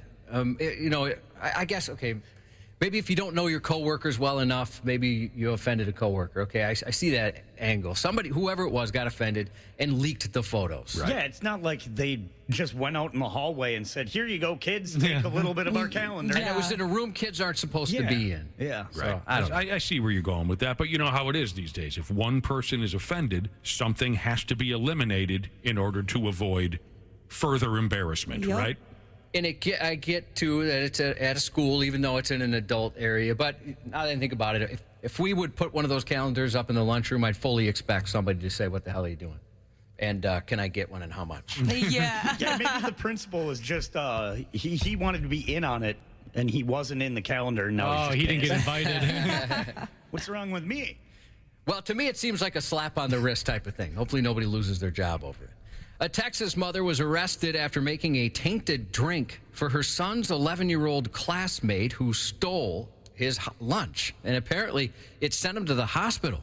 45-year-old Jennifer Rossi reportedly mixed lemon juice, vinegar, salt, and Gatorade together in a sports bottle Tuesday and told her son to give it to a classmate who had stolen his drink the day before. Deputies say Rossi told her son that she had an idea to prank the 11-year-old classmate who allegedly stole that drink. The next day, Rossi gave her son another sports drink, and he gave it to the 11-year-old victim during PE class. Shortly after the child consumed the beverage, he reportedly began experiencing nausea and headaches. That child told deputies he took a large swig of the drink and it tasted so bad he tried to spit it out. That's when school officials told deputies the 11-year-old victim started feeling sick and had a headache, so he was rushed to the hospital. The school says other fifth-grade students also tried the drink, and they were all checked out by the health office. Although the contents of the drink were non-toxic, the incident resulted in a child being hospitalized, the Bexar County Sheriff's Office said. Police soon learned the mother intentionally mixed the contents of the beverage to allegedly prevent her son's drink from being stolen by other students. Rossi allegedly later told deputies she was a nurse and said the concoction wasn't harmful, and then took full responsibility for the incident. The investigation into the incident is currently ongoing. I guess it could have been a lot worse as far as what you put in that drink. Yeah, definitely. A high school in Kentucky was evacuated after fart spray was unleashed inside. A school resource officer at the high school in Buckner, Kentucky, reported that shortly after 11 a.m. Tuesday, school officials began receiving reports of a strong gas odor inside the facility. Police said the scent prompted officials to evacuate students and faculty members from the building. The fire department responded to the scene along with police to assist with the evacuation and ensure the safety of staff and students. Firefighters used equipment to clear the odor from the facility, and all students returned to class. Detectives assisted the school resource officer and determined the cause of the odor was a non-toxic concentrated liquid product commonly advertised online for use in pranks, with the school describing the product as a fart spray. Authorities were able to identify a 17-year-old girl who allegedly poured the liquid inside 2 trash cans, which caused the evacuation and response from emergency services. All right, that's more like it. Just a good old-fashioned fart prank. Yeah, probably went further than she imagined it would when, you know, the cops and firefighters show up. Oh, no. But still, yeah, I'm with you on that one. We never had the fancy schmancy spray. We had the little capsules. And you just lay those out on the floor of your junior high, and then when the bell rings and everyone's walking in the hallway, someone's going to step on it, crack it open, and then the laughs begin. Yep, I There's remember a that. kid who released some stink bombs in one of the bathrooms. Now, what is a stink bomb? Odoriferous. It was like a little ball that he lit on fire. Yeah. Oh, you actually like them. Yeah. My brother and I got 3 days of out-of-school suspension for our stink capsules. Oh, so you got a 3-day vacation? Yeah, Nice. out of school suspension. Ooh, Yeah. no. I loved when they Not did that. that. Like, oh, thank you so much. Why did it take schools so long to figure out what a joke out-of-school suspension is? I wish they never did. Then Well, you got I mean- ISS. That sucked. Maybe the schools just wanted you out of there for 3 days. You're like, all right, well, 3 days, we just don't have to deal with them. They don't have to deal with us. It's win-win for everybody. I suppose point. that could be it because, I mean, my brother and I couldn't have been more excited to get out of school suspension. We had to try to keep a straight face when they were dumping the punishment on us. You Please, no. Yeah. No. A Florida man was arrested last month after admitting he sent a bomb threat to himself. Oh my God, that's insane. So would they had to evacuate everyone, I'm sure? It's annoying because I feel as if people just don't have nothing to do. So they just, hey, today I'm just going to, cause a disaster for no reason. 20-year-old Kyle McHenry told police he received the following emails. There's a bomb on your grandpa's property. I'm going to break into your house and shoot you in the effing head. And I'm going to kill you. Watch me. He called Fort Myers police to ask why they hadn't arrested the person he accused of sending the threats. But McHenry admitted to sending the emails after detectives told him filing a false police report is a crime. He said he posed as another person and sent the emails to himself in order to get revenge on that other person. He told detectives he made a mistake. And bizarre threats were also found in California. This time, a man accused of holding a gun while leaving a threatening note on the door of a stranger's home. I saw a note on the ground, and when I read it, I thought, this is a joke. A man with a gun walking up to the door. That's just crazy. Now we're going to be really focused on neighborhood watch. Around 7:45 p.m. Monday, deputies responded to a family's call about someone outside their front door with a gun. Camera footage showed the man holding a firearm and using a tactical light on the firearm as a flashlight before leaving the residence. And then the man left a note that threatened the family. Police said the reporting party and their family couldn't identify the man and didn't have any knowledge of any prior threats to the family or why they were targeted. Who the hell was that then? I don't know. It's a pretty freaky video. That's scary. An Indianapolis man is under arrest after a firearm he wasn't legally allowed to possess discharged while he was swinging a golf club. Police said the incident took place Friday at a Topgolf location, with officers being called on a report of a gunshot. Video surveillance shows Anthony Hurd swinging a golf club when his gun suddenly discharged. Police said his group can be seen reacting to the gunshot while Hurd bends over to pick something up from the mat. And then he attempted to keep playing golf and pretend like nothing had happened, police said. They said he was just playing it off like they didn't notice a thing. However, Hurd, along with a few members of his group, quickly left the business before police arrived. Court records reveal he'd been charged multiple times in the past for being a serious violent felon in possession of a firearm. He was still on GPS monitoring when he visited Topgolf, which is how police tracked him down to his home quite easily. How's that even happen, man? What? What did you hear? No. I didn't hear anything. Did you see my drive, though? That was pretty good, huh? Yeah, that was just me hitting the ball really hard. A St. Paul man is facing charges after a hit and run on Interstate 494 in Minnetonka was captured by Minnesota Department of Transportation video. This is a scary video. Insane. 2 a.m. February 10th, Minnetonka police called to a report of an injured person on the shoulder of 494 near Baker Road. There they found a man who had cuts to his head and, quote, disfigurements to his right leg. Oh, gross. Video from traffic cameras shows a white Kia stop in the right lane of the road for about 10 seconds, and then a person is seen getting pushed out the driver's side. The Kia then takes off, swerving into the middle lane while the person is apparently dragged for about 5 seconds. At that point, the Kia turns around, going the wrong way on the highway to drive right at the person, hitting the victim, before turning around again and driving off in the correct direction. When officers caught up to the 29-year-old suspect, he made threatening statements, including telling the officer to give him his gun so he could track people down, saying, I already got one of them, I have to get the other. The victim's spouse told officers interactions with the man started through an app about 4 years ago, but a financial dispute in the past 2 years has caused issues. Absolutely nuts. Then in Champlin, a driver is accused of speeding over 100 miles per hour on Highway 169 over the weekend and somehow survived with only minor injuries after he lost control and crashed into a propane tank near an apartment complex. Good Lord. I mean, this car is destroyed. Miraculously, the driver walked away from this wreck with minor injuries, the department shared, adding the agency hopes the crash will be a cautionary tale to encourage careful driving. No more smashing into propane tanks. Oh, man. 100 miles an hour into that. Thank goodness nobody got killed. After a decade in limbo, Zac Efron and John Cena's buddy comedy Ricky Stanicky hits Prime Video today. 20 years after creating the imaginary Ricky Stanicky, 3 childhood friends still use the non-existent pal as a handy alibi for their immature behavior.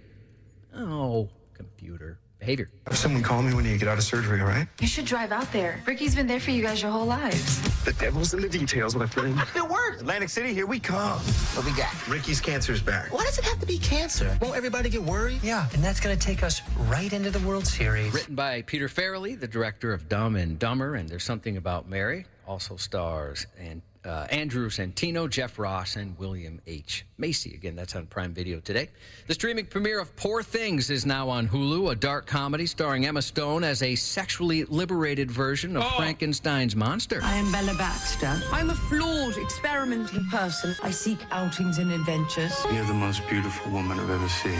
I am finding being alive fascinating. Dana's a sexually liberated version of Cookie Monster. It's very true. The rest of Hulu's Poor Things cast includes Mark Ruffalo, Rami Youssef, and Willem Dafoe. And Tyrion Lannister on HBO's Game of Thrones. Peter Dinklage joins Seth Meyers tonight. Hey, I'm on The Office. Jenna Fisher, 50 today. Bryan Cranston, one of the all-time best TV dads in Malcolm in the Middle, and of course the star of Breaking Bad, turned 68. Former Viking quarterback Tommy Kramer, 69 today. Best of luck to a member of the Brotherhood hanging up the keys to his semi and jumping behind the wheel of a police cruiser. Steel Holler Jesus is no more. We now have a friend in the law enforcement business with Southern Minnesota Popo Jesus. Godspeed to you, sir. About a shout out to my daughter for having her first on the road driving today, and a warning for anyone in Cottage Grove to be on the lookout from Dad, forklifting Sasquatch Jesus. Happy birthday to Matt from Chaboys. Wishing Bending Over Jesus a very happy birthday from his bestie, Bingo Jesus. Happy birthday to Rob, turning 37 on 3/7. Also turning 37 on 3/7, that hot little mama, Waconia Lab Tech Jesus from Logan Heating Jesus. And today is a national holiday, I've been told. Longtime listener Peter Gazinia turns half a century today. Happy birthday, pal. And that's 93X News. Coming up next, we'll talk with KARE 11's Randy Shaver and Janel Klein. KARE 11's Randy Shaver. If you see him, do not approach him. He is considered extremely dangerous. His depravity knows no bounds. I mean, this is someone who has nothing to lose, so I don't know what he's capable of doing. On the Half-Assed Morning Show. Do you think that any other retirement speech, past or present, will ever mention a teammate's schlong, hammer, sausage? I won't forget Nick Foles having the game of his life on the biggest stage possible, and the biggest on the team going up to Doug Peterson and asking for the Philly special. I mean, I hope not. I hope it doesn't become like commonplace that everybody's just referencing. It's like, this. all right, who's got the biggest? How can I thank him? I text Nick to make sure he was okay with it. It's like, yeah, you can tell everybody. But the surprising one was when he said, I asked Tori, and Tori, his wife, gave the okay. That was the surprising part. I was like, okay, all right. Thanks, Tor. Oh, God, can we get over the Kelsey brothers, for Christ's sake?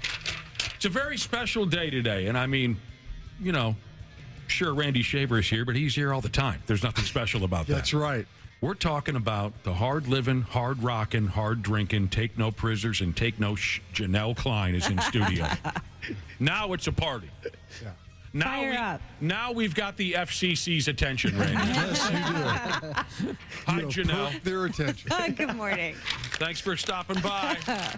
Thanks for having me. Always so nice to see you. You're a ray of sunshine. Yeah. Our coworkers, they frown a lot until you're here. And then the laughter. They're different people when you're here. It's nice. Hear that, Randy? I did hear that. And I agree with it 100%. Everyone's got a little extra pep in their step. They're always frowning. It's mostly the intimidation. Right. What you been doing, Jupiter Jane? Oh, man. I have a lot of news, I feel like. You do? Well, I don't know. Let her buck. Let's see. I went to the women's basketball tournament last night. Gopher game. Oh, did you have fun? Yeah, so that was fun. Oh, for Christ's sake. For work or for pleasure? Kind of for fun, yeah. Oh, good. How did the Golden Gopher ladies do? They looked great. They won. They won? Yeah. So they move on. Yep. You went and saw a couple of games? Just their game. Yeah. Okay. Yeah. That sounds like fun. So I did that. I did follow the state wrestling tournament quite a bit. Wrestling. That's fabulous. Yep. Knew a couple kids that wrestled. So that was fun. Oh, yeah. That's a hell of a big crowd, and you have to pay attention. You don't know who's going where. How did you? Yeah, it was fun. Okay. Kids from your hometown, family members? Well, so I don't know if you guys know this, but I didn't move to Faribault until middle school. So my grade school years I spent in Canby, which is a big wrestling town. Yes. And wow, I didn't know that. Yeah, it's true. And so anyway, yeah, a couple of friends who have kids and just family friends and that kind of thing were at the tournament. So that was fun. Yeah. Wow, you have been busy. I have been busy. You can't be sauced at the state wrestling tournament. No. Because you will be so confused as to where to look and what to do. You have to be focused. Yeah. Yeah, because otherwise you'll miss it. My brother's kid made the wrestling tournament a few years ago. Is that right? Yeah. Did you go then? Were you there in person? That's where I'm going with this. Is I called my brother, who was going down to watch his son wrestle at the Xcel Energy Center, and I called him, I think, here from work, because I was going to go catch the day matches or whatever you call it. Yep. And my brother answered the phone, and I said, yeah, if I head down there, where do I find you? And he goes, I have no friggin' idea. He goes, he said, I'm here now. I don't know where to go. I don't know where, because there's so much going on at once. Yeah. Canby, Minnesota, Yes. Go Lancers. The Lancers. Yeah. Like as in knights on horseback with, okay. Yeah. Or I don't know if you ever told us that before. Yeah, it's true. That's way the hell. You're damn near in South Dakota when you're in Canby. Yeah, it's real close. Okay. Yep. And then, so basketball. Yep. High school wrestling. High school wrestling. And then my final adventure was I went Did you get another tattoo? Yes. She got another tattoo. Of your face. Again. I'm not even going to ask where it is. Go ahead. Actually, I'm quite curious. No, my last adventure was I went to a North Dakota hockey game, which I have not been to in a long time, which was really fun, too. What's going on with you? I know. Yeah. I have why been are you doing all these fun things? New boyfriend. Right? Oh, no. You got a new boyfriend. You're going on dates. Not even that. It's not a boyfriend. No. Wow, suddenly you are... I was just the sports mania. I was like mini Randy this week. Yeah. And this wasn't work. A lot of times you go to these events for work. No, it was more friends or to support someone or whatever, but it was fun. That's awesome. Yeah. So that's it. Now I probably won't do anything for like another 6 months. It's nice to have the time to do that, though, right? Because you're so damn busy. It's true. Yeah, I don't really get a chance to do that stuff. So. Good for you, Janelle. Anyway, yeah. Now, Randy said you don't get sauced at the high school wrestling tournament. You do get sauced at a North Dakota hockey game, right? They don't let you in the door unless you've had 6 or 8 beers. I'm telling you guys. Now, I know. Listen, I'm from Minnesota. I love it, all of that. I am telling you, if you ever get a chance to go to a game there is nothing like it. It is such a good atmosphere for hockey. I've heard stories. God, it's fun. There are a bunch of soft-ass punks up there in North Dakota. Right, Wapple? Totally. Right, Wapple? Yeah, I could never be caught around there. Nope, only Mariucci. Wapple, I'm going to convert you. Oh, I mean, sorry, 3M at Mariucci. You're not going to convert Wapple into a North Dakota hockey fan. I think a girl can talk him into anything. Well, that's you can have a convent full of sisters and you're still not going to convert Wapple. No. Josh makes a good point. I wasn't thinking. A good-looking woman could talk Wapple into anything. And you're not probably true. It's not exclusive to you, Wapple, but definitely you. My grandpa would be rolling over in his grave. Well, Wapple, you got to admit it's the truth. Yeah, there's a little bit of truth in there. Hell yes. And, I mean, she doesn't even have to be that good-looking. We've met his girlfriend, so. I find her very attractive in a non-creepy way. As I said it, I realized how that sounded. That's something. Oh, man, but then you bring up North Dakota, and now all I'm thinking about is that clown bus. Oh, no. Oh, I love that story. Not the clown bus. You know the You've story. never heard that? You know the story of the clown bus. That was miserable. I have no idea what you're talking about. Many years ago, we went to visit an old pal up in North Dakota. 5, 6 of us Wayzata guys, and we got in kind of a shouting match with some Nodak pricks too at the bar. Was this in Grand Forks? Fargo. Fargo. Fargo, okay. Okay, yeah. I forgot where we were for a little while, but we did have a little jaw-jacking at the bar with some North Dakota guys over this. Anyway, to try to make a long story short, we're drinking our nuts off on Friday night at this buddy's house. You know, woke up the next day, we're all kind of sprawled out on the floor and on the couch watching television, you know, kind of recovering. And the dude whose house we were visiting, this old buddy who had moved to Fargo, he says, tonight's going to be a hell of a night, you know. And we all said, yeah, I can't wait for tonight. Yeah, last night was great. We didn't really know what he was talking about at first. And a couple hours later, he says, yeah, so, you know, that party bus is coming to pick us up about 7 o'clock. And we said, party bus? Great. We'll bounce all around. And the guy says, yeah, we'll just, you know, once all of you get into clown makeup, we'll be ready to go. And there was dead silence in the room. We said, what? And he said, yeah, I got some of my Fargo buddies. They're part of this party bus. You know, some of my friends from here in town are coming with, and yeah, it's we've come up with a theme for tonight. It's going to be a clown bus. We're all going to put on clown makeup. Clown penis. And me and my Wayzata pals are all looking at each other as if we're saying, is he serious? And finally, one of us, we said, why would you ever think we'd want to do that? One of us said, I don't remember if it was me, but one of us said, that's the dumbest effing thing I've ever heard of. I'm 30, whatever we were at the time, 35 years old. I'm not getting into clown makeup and going around town in Fargo. That's freaking stupid. And this buddy of ours was just wildly offended by this. He could not believe that we didn't want to. Anyway, to make a, I'm not going to tell the whole story because I've told it so many times, but to make a long story shorter, he and his Fargo buddies were just so offended that we did not want to get involved. And they just treated us like garbage. We got on the bus without our clown makeup. Oh boy. Everyone else was in clown makeup. we went to one bar, and we were so embarrassed by this that, the idea, of course, is to hop bar to bar to bar. We went to one bar, and we pulled our buddy aside and said, we're not getting back on that bus.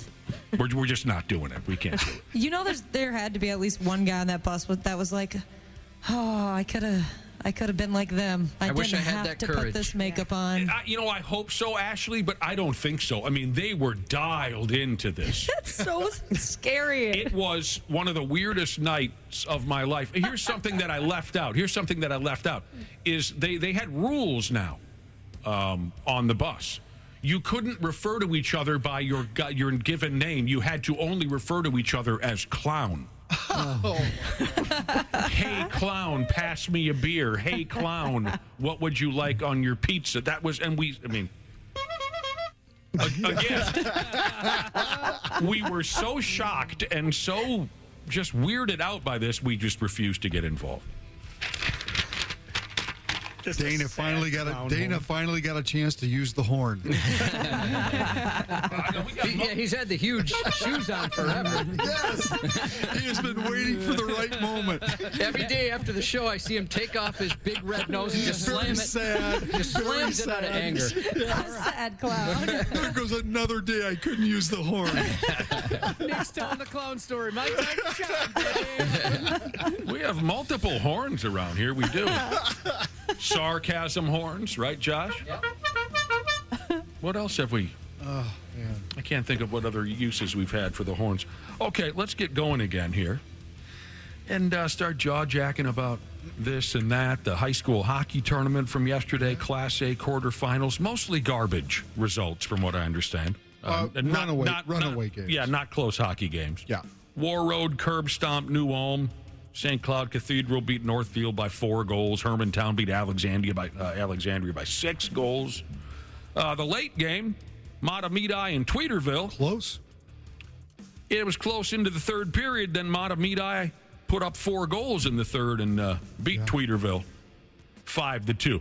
AA games today. Now's where you get to hear Sweet Lou. Is he going to be all day or just a night session? I don't know his schedule. I thought he know.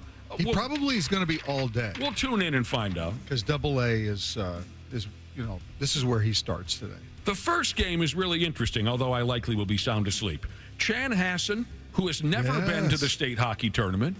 They're the ones that upset Minnetonka. Right. I have to admit that until a week ago, I did not even know that Chanhassen had a high school hockey team. Oh, for Pete's sake, they won the state football championship. They're a big school. Okay. I wasn't aware. They're a big school. Not that I'm, and that's not, it shouldn't be a surprise to anybody. I don't follow high school sports. Okay, Chanhassen, their first ever tournament. That's wonderful. Taking on Rochester Century / John Marshall. Okay. And this is the first time in how many years that a Rochester team has made the tournament? I don't know the answer, but it's been a lot of years. It also tells you a little bit about their situation for school, for hockey teams in Rochester when you have a combination of 2 high schools that have to merge together. Right. Two good-sized high schools, I should say, too, to have to merge together into one team. Because years ago, John Marshall and Mayo, oh yeah, they'd find their way into the tournament every year. I know conferences change and things. They're great for them. That's great to have those folks nice back. Representation of southeastern Minnesota. 3 o'clock Centennial against Cretin.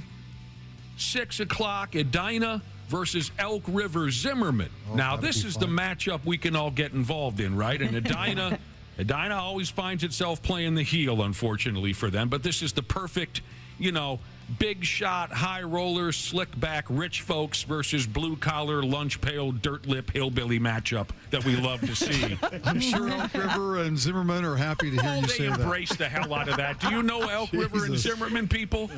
They love what I just said. Trust me. They But were this like, is wow, he was nice to us. Pardon me? They were like, wow, he was really nice to us. Yeah. They love this, and this is what we always look forward to, right? And be White Bear Lake and Grand Rapids. Grand Rapids. So Fun. there you go. Good matchups. Oh, a kid, hockey fans love this stuff. A kid pulled off a Michigan yesterday in the state tournament. Who knows what I mean and who doesn't? A little wraparound. I don't. Oh, yeah, I know, because I know you don't like it. No, I don't like the Michigan goal, but it's become a thing ever since 95, whatever it was, when the kid from Michigan scored the goal against the University of Minnesota in the NCAA tournament, where he picks up the stick, picks up the puck with his stick behind the net and tucks it into the underwear drawer. That whole gimmick. So a kid scored a Michigan goal yesterday for War Road, and everybody comes uncorked for that. Now, while we're on the topic of youth sports, or youth hockey specifically, this is the first of a few really interesting stories that I have for you. This one may be the funniest of them all. There was a hockey mom fight at a game in Ontario. Full-on hockey mom fight. Isn't that awesome? That is awesome. And the word is, one mom hit the other mom upside the head with a cowbell. I gotta have more cowbell. It's about time the moms get to fighting equality, Really? Exactly. Yeah, that's exactly what I was thinking. They felt so left out. What started that skirmish? Oh, I guess, Probably just being annoying I with think the this. cowbell. They were tired of this Little woman. Johnny hogging the puck. Cubby will tell you. There is something to it. It's not terribly interesting, but go ahead. Yeah, Cubby. the woman that got clocked over the head apparently had been a problem for forever. And Yes. she's a loudmouth. She gets in been a trouble. problem. And so somebody finally had enough, and they grabbed an instrument and hit her over the head with it. That's awesome. These are high school age kids. Yeah. But Josh is right. According to the story, this one mom is just a pain in the ass. Game after game, she'll hang over the glass and talk trash to the opposite club. Oh, don't be hanging over the glass. Just ridiculous. And someone finally stepped up and said, "Will you shut it?" They started fighting, and then Smartmouth got rung up one side of her skull with a cowbell. I only wish I would have been there to see it. I wish I was there to hear it. Do we know, was it a mom whose their sons played on the same team, or was Opposite it teams. Oh, Opposite Okay, teams. gotcha. The cops had to show up. There were minor injuries reported. I would think so if you got hit by a cowbell. I gotta have more cowbell. Oh, thank you. Just reminds me of the time my mom got hit with cowbells at my youth sporting events as a kid. It was more common back It then. happened way too often. Very embarrassing. And if Long you don't car rides home.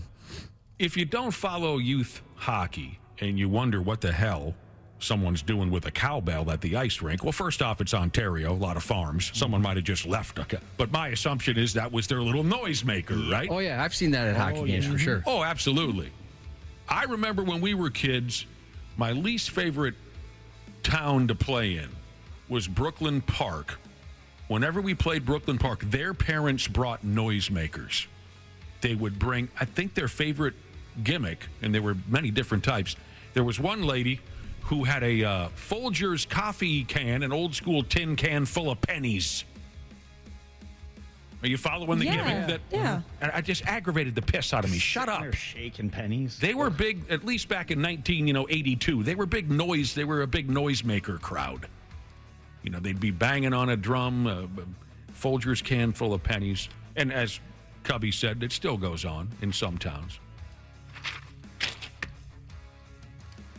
Tonight is all about pigs and coyotes and Muppets. Take it away, Wapple. 8 o'clock tonight, I'll be at Shakopee Bowl. 8 to 10, we'll be out there with Coors Light. We'll be giving away some Wild Sweet tickets. Oh, Shaka People. I like that place. Yeah, that's fun. It's been a little while for me. You can do some bowling. Yeah, I don't think so. Here's what you should do. Because there'll be some serious bowlers there, right? It's Shakopee. Yeah, and it is a Thursday night. There's a lot of leagues on Thursdays. True. When you get there, of course, you want to let everyone know what's going on. Hey, hey, I'm Wapple. Come on up and sign up, right? You got to do that. Everyone has to do that. I'm going to bring a cowbell now, too. Holler. For protection? Please do. When some hot shot is in his backswing, that's when you holler out what you're doing there that evening. Did you hear about, right when he's in his backswing? Yeah. I'm Wapple from the, and then he gutter balls it. I'm just going to single one guy out, too. He's going to be like, is he doing it every time just to me? Drop by every 5 minutes to tell him what's going on in the bar. Yes, it's a good idea. Marcus Foligno's going to be back on the ice for the Pigs. Our guy Marcus Foligno. Yeah, that's great. He hasn't played in a while. Pigs signed up Zach Bogosian to a contract extension. Defenseman. They're asking him to stick around for a couple more years. Yeah. Fair enough. Now, here's another one of these stories that I was mentioning earlier that I just... It's great stuff. The Iditarod. The not horses, a dog sleigh. How does a grown person say that? Dog sledding? Dog sledding, yes. The Iditarod up there in Alaska. I don't know about the rest of you, but I've never looked into the rules. I always thought you just... You crack a whip on a dog's ass and you run as fast as you can, right, until you get to the finish line. But there's rules. You're running through the woods in Alaska. One of these Iditarod racers has been imposed a 2-hour time penalty for not properly gutting the moose that he killed during the race. Oh boy. I mean, that's just to read that out loud puts a smile on my face. So the dogs ran into a moose? He says there he is racing with his dogs, right? He's on the sled. He's got 8-10 dogs ahead of him, right? It sounds like a moose crossed their path and got tangled up in his leashes and his leaders and all. You see where I'm going with all that? Yeah. And the thing goes down. The moose is on the trail, and they're tied up and tangled up with the moose, and he's afraid the moose is going to curb stomp his dogs. Boom! He shoots it dead. Oh. Which I guess is okay. Before anyone, gets all fired up, I guess that's okay. But he didn't gut it properly. This is written in the rules somewhere of Iditarod races. Yeah, Sure. I mean, it could attract bears, and then all of a sudden the bear goes after another competitor behind you or something. Yeah, he's got to report it, and I don't think he did. See, that'd be a great way to get an advantage. That would. On your opponents. Yeah. Just cover them in moose blood before you start. Yeah, just wait until they go underneath a cliff and then just dump a bunch of blood on top of them. I'm the only guy to finish the race. Everyone else is dead. Yeah.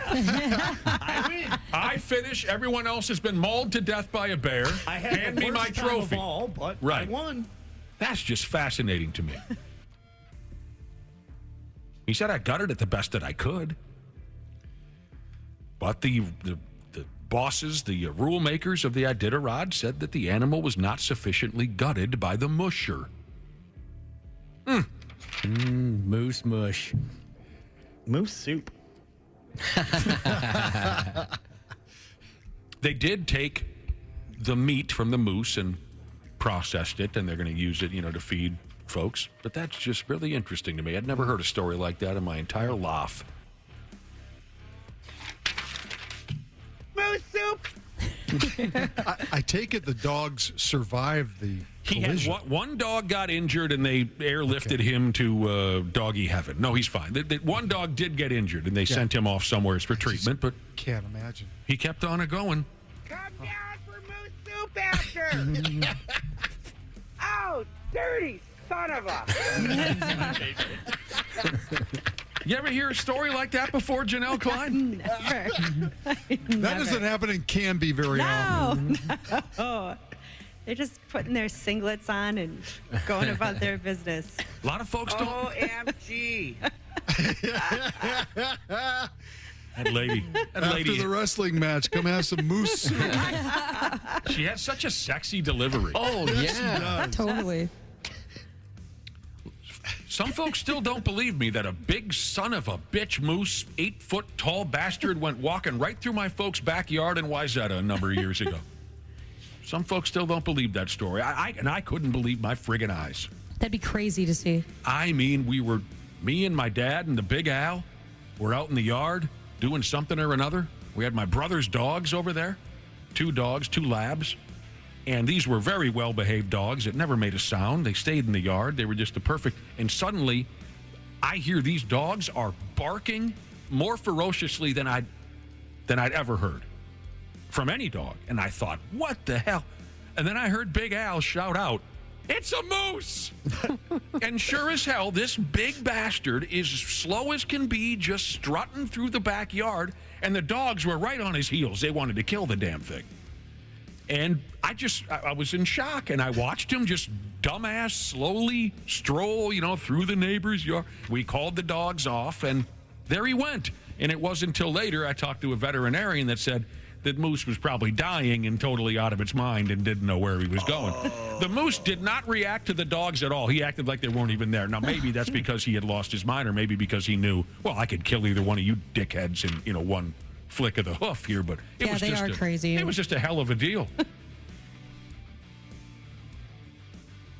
So I take it for the moose to get to your parents' property, it had to cross through many neighborhoods, right? Yeah. Oh, yeah. How in the world does that happen? I don't know. But what was funny? Run really fast. Well, I don't sure. Maybe but he might have been running like he didn't look like he was in any condition to run. But what I learned later, Randy, was yes. Okay, so that summer, I learned later from other folks in the neighborhood that this moose had been seen wandering around. He was just okay. He was out of his damn mind. Maybe he'd been doing a little drinking. I don't know. Maybe it was from Elk River. Elk River? Yeah. What about Elk River? They're iffy up there, remember? Oh, well, of course they are. The citizen. I'm not sure where you're going with that. He's just trying to egg you on. They are iffy. Wolves, yeah, where are they tonight? Indianapolis. Yes. And they're going to play without Carl. Yeah. He's got something funny going on with his left knee. 6 o'clock on Bally Sports North. Let's Wolves hope that and Ant Pacers. knows what time the game starts. Maybe somebody can 6 o'clock, Ant. 6 o'clock. Big road is at trip. 6. Big road trip, Randy. Yep. Indiana, Cleveland, then the Lakers, then the Clippers, and then they sit for 2 games in Utah against the Jazz. So 6 games. What is it? A week? A little over a week. Yeah, it's going to be a poke. Almost, yeah, because of the basketball tournaments happening at Target Center. It's going to be a poke. Speaking of which, Janelle, how about the performance by Amaya Battle last night for the Gopher women's team? That was last fun. night? Yeah. 32 points, no turnovers. She really put the team on her back last night. Yeah, that and it was was fun. Rutgers is the worst team in the Big Ten, so it's, thank goodness the Gophers got themselves a win in the tournament, and they get Michigan tonight in the late game.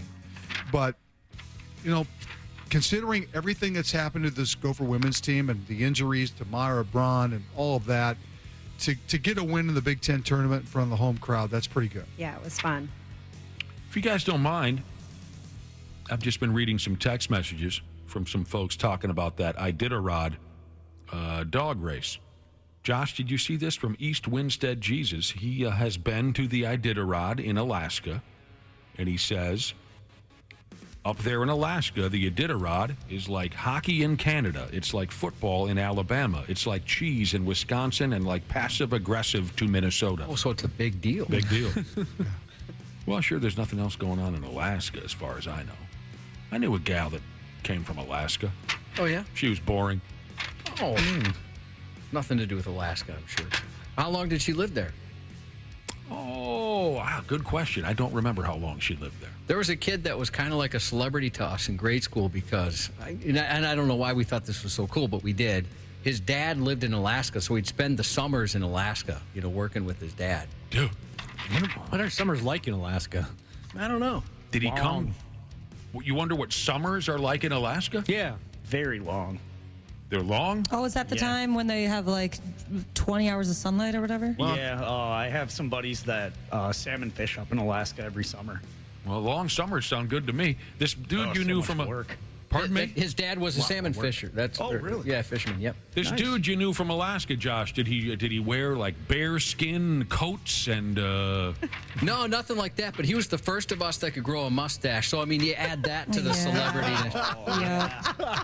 And I don't know if that was the Alaska in him or what, but Why am I surprised you gravitate towards the guy who can grow the mustache first, Josh? he was a celebrity to me.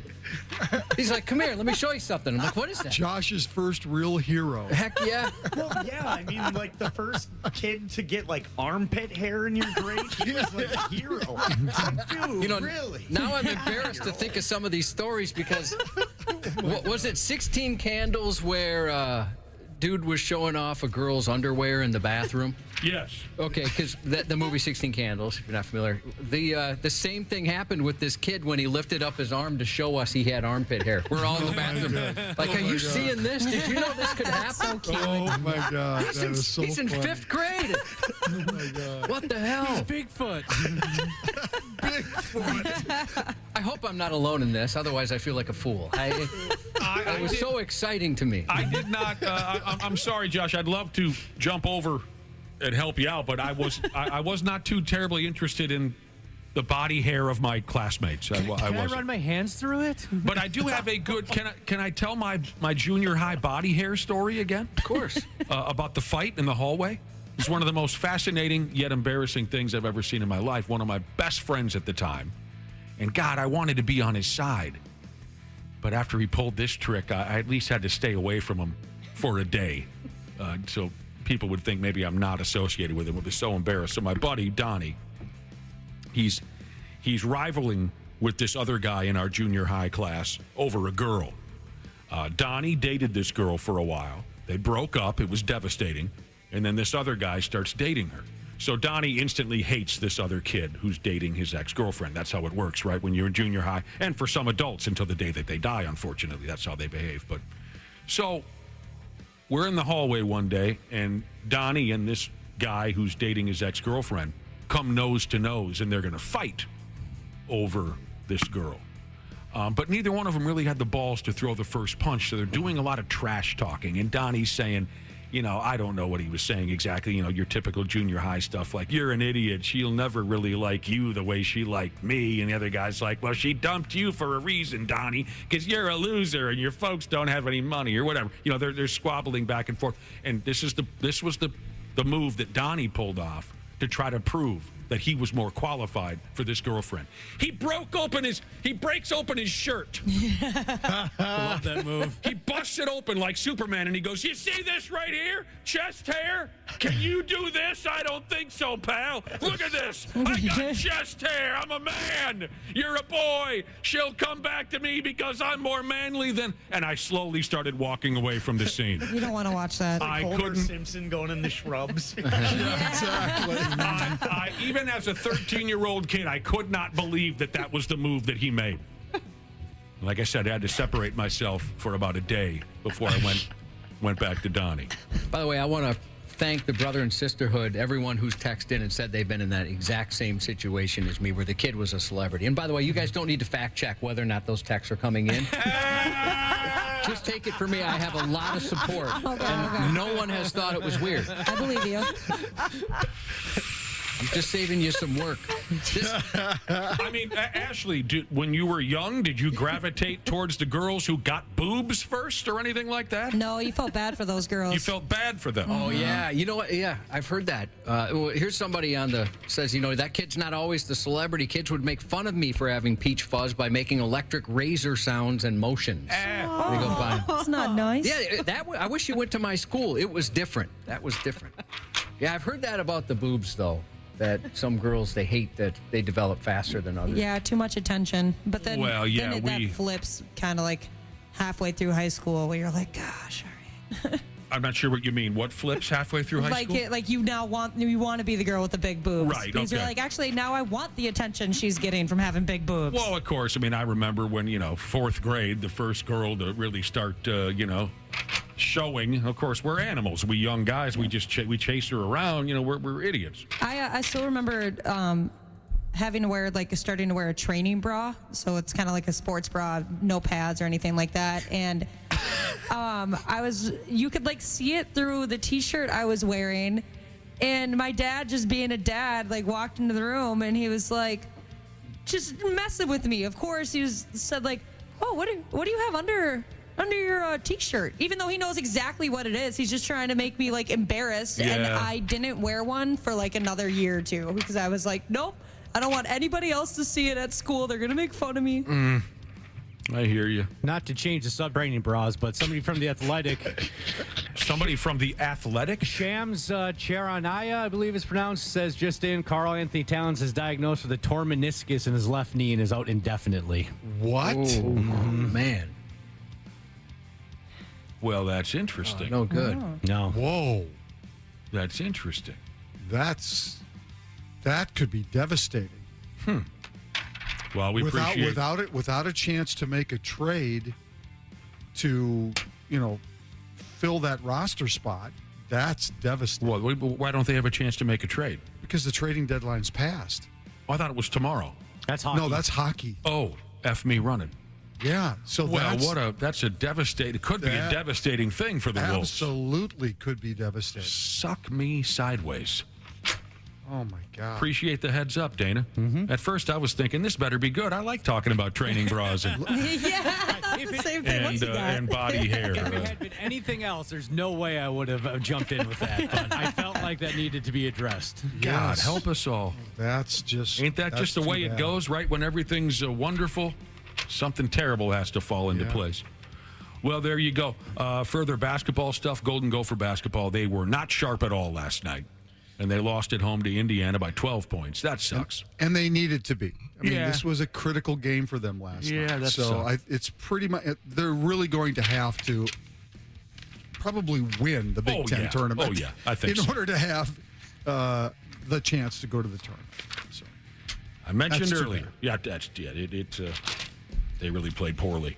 I mentioned earlier there were some really interesting stories here. And I got two more for you before we get the hell out of here. What was that? Somebody's neck. Somebody's neck just made an appearance. That sounded like a fart. Who farted? Oh, to me, it's... I told you yesterday, I don't care what's going on. If somebody farts, I want to know where it came from. Okay. Here's an example of why I could never be a soccer fan. Spanish police luckily were able to stop a potentially massive and dangerous brawl from breaking out during some silly soccer game somewhere. It doesn't matter. But the local police took it upon themselves to search 20 vehicles in the parking lot of this soccer game and seized a staggering amount of what they call dangerous objects. Let me give you the rundown of what these folks had loaded up in their motor vehicles. It looked as if a group of people were loading up to possibly kill folks because of soccer. Here's what they found. 15 golf clubs, a metal bar, 3 ice pickaxes, 4 mouth guards, because if you're going to fight to the death, you better have some protection for your mouth. 2 pairs of brass knuckles, a knife, 3 knives actually, an extendable baton, various screwdrivers, a hammer, a flare, and something here, I hope I'm saying this right, several balaclavas. Balaclava pickaxes. Yeah, I mean, the cops took a picture. They laid it all out on a table and took a picture. It's terrifying. Yeah, I think what could have happened. These folks should be considered some of the dumbest people in the world. Yeah. Arrests were made. That won't change anything. There's no way I could ever include myself into a crowd so unbelievably dumb. There's just no way. And finally, you got to bring that cowbell protection, Waffle. And finally, this was really something to read this a couple hours ago. What was that, a divisional playoff game that the Kansas City Chiefs played in earlier this year against the Dolphins, right? That was a divisional play. At home, it was 4 below zero, wind chill 27 below. Coldest game in the history of the Kansas City Chiefs. And we heard some things. We did about frostbite and quite a few people being treated at the scene and after the game for frostbite. Here's the headline. Many Chiefs fans who suffered frostbite at that playoff game are beginning the process of getting amputations. Oh, that's awful. Oh, God. Are you effing kidding me? These people need amputations after sitting through that football game. That's terrible. Holy balls. I guess there's some website where you can look at, if this is something that would thrill you, look at pictures. Oh, I just did that. No, why'd you do that? Well, some of the news You're stories the last did. ones that should do that. Yeah, I was just scrolling through the story and then Well, what does it look like someone's going to have to lose? Oh, Fingers? Fingers. Fingers? Yeah, these are definitely fingers. And there's not much skin on them. Oh. F me. Ugh. That's terrible.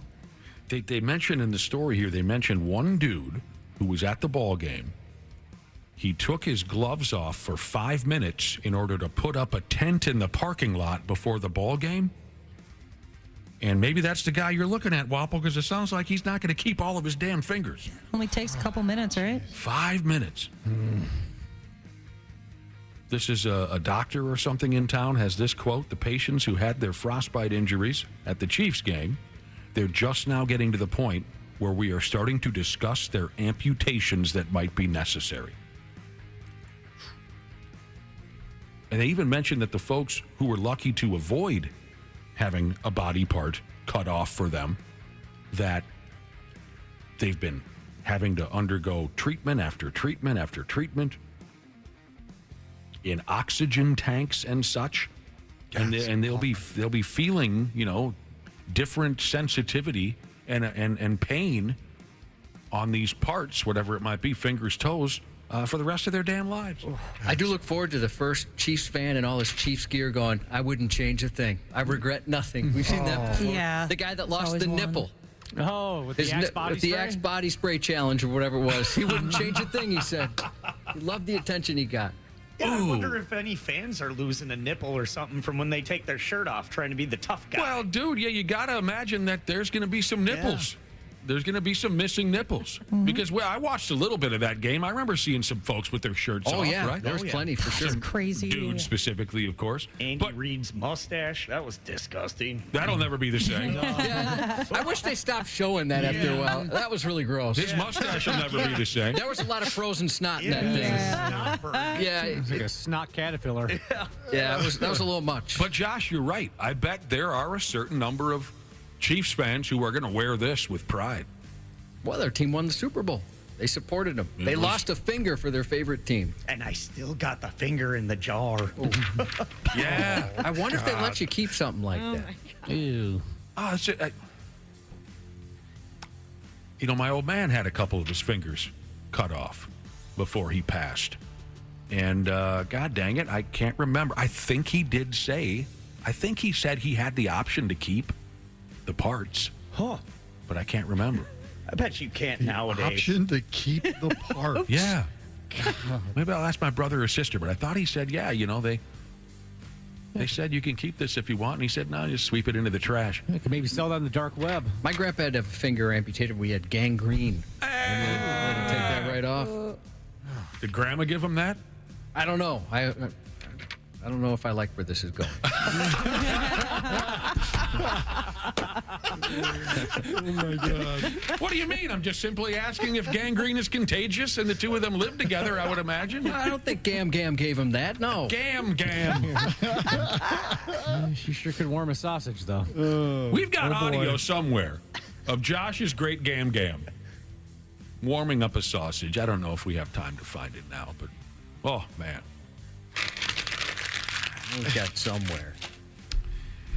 Well, there you go, Randy Shaver. Get the hell out of here. All right. Do what you got to do. Jungle Jane's going to stick around if that's okay with you. Absolutely. Well, of course it is. I have Gam. This is Gam. Let's get that audio of before she died. Summer sausage. Here, let me warm it up for you. Ooh, No, that's fine. We're okay. They are also taught to relax the muscles of the throat. Germans can pretty much stick anything down there. I myself can probably fit in at least 9 inches. See you boys later. We sleep better, but I lose oxygen in me. It was unsettling, was it not? A little bit. Unsettling. See you later, Randy. Okay. And we got more with Janel Klein when we return on the program. Half-assed morning show. They're loud, they lose control, they do their little circus act, they're a nuisance. 93X. Grace here, customer service rep at Standard Heating and Air Conditioning. Our customers are our top priority, whether that's providing same-day service or solving a cooling issue for that addition on your home. Ashley, tell our listeners about this month's AC specials. Get started on your spring cleaning checklist now. With the weather warming up, it's the perfect time to get your AC tuned up with Standard Heating and Air Conditioning. Get $40 off a furnace or AC tune-up, or double your savings and get $80 off when you get them done at the same time. Visit standardheating.com to save now. Stacking Benjamins with Joe and his good friend OG not only has great financial insight, it's laid back with humor too. The quiet luxury trend is out and loud budgeting is in. Are we tired of the pet names? Yeah, because I'm loud and obnoxious, so this fits right in with me. And I'm like, yes, finally budgeting for me. I get to walk into a restaurant and go, I'm cheap as hell, and you're not getting a tip. Live from Doug's Budget. Find out more by searching the Stacking Benjamins podcast, wherever you listen. KARE 11's Janel Klein. She's a real monster. She is a menace to society. She's a master manipulator, and she should not be on the streets. This is the 93X Half-Assed Morning Show.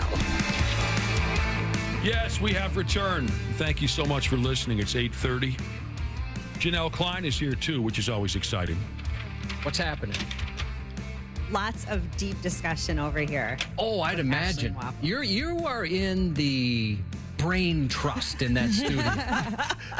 You want to let us in on what you've been talking about? Is it anything that we could transfer into a live conversation? I mean, I'm sure maybe the Brotherhood would like to weigh in on this, but I just during the break fished in my purse to find some candy, and I told those guys how I have now gotten to this habit of buying giant packages of like Tootsie Rolls and Bit-O Honeys from Mills Fleet Farm. This is not sponsored.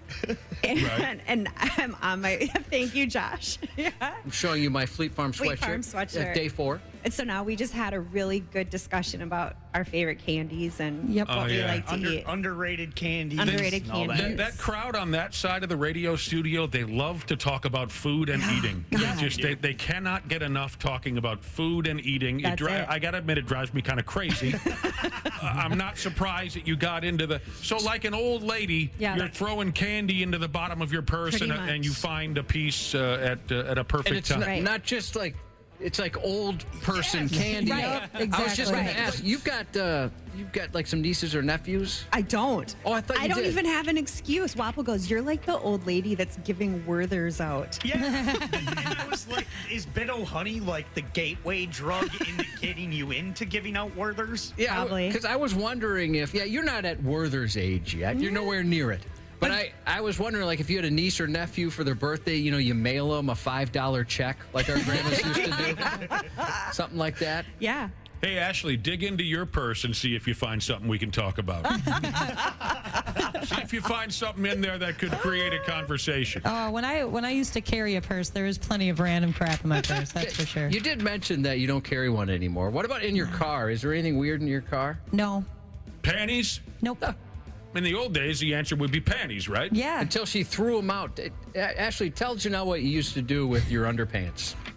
So when I was first seeing a guy, so like we didn't live together or anything like that. I would change my car a lot, and one thing that I would always change after work would be my underwear. And so there was times where I was like, well, I can't just have this in my car because what if they get in my car? Somehow they find it, so I would just toss it out the window.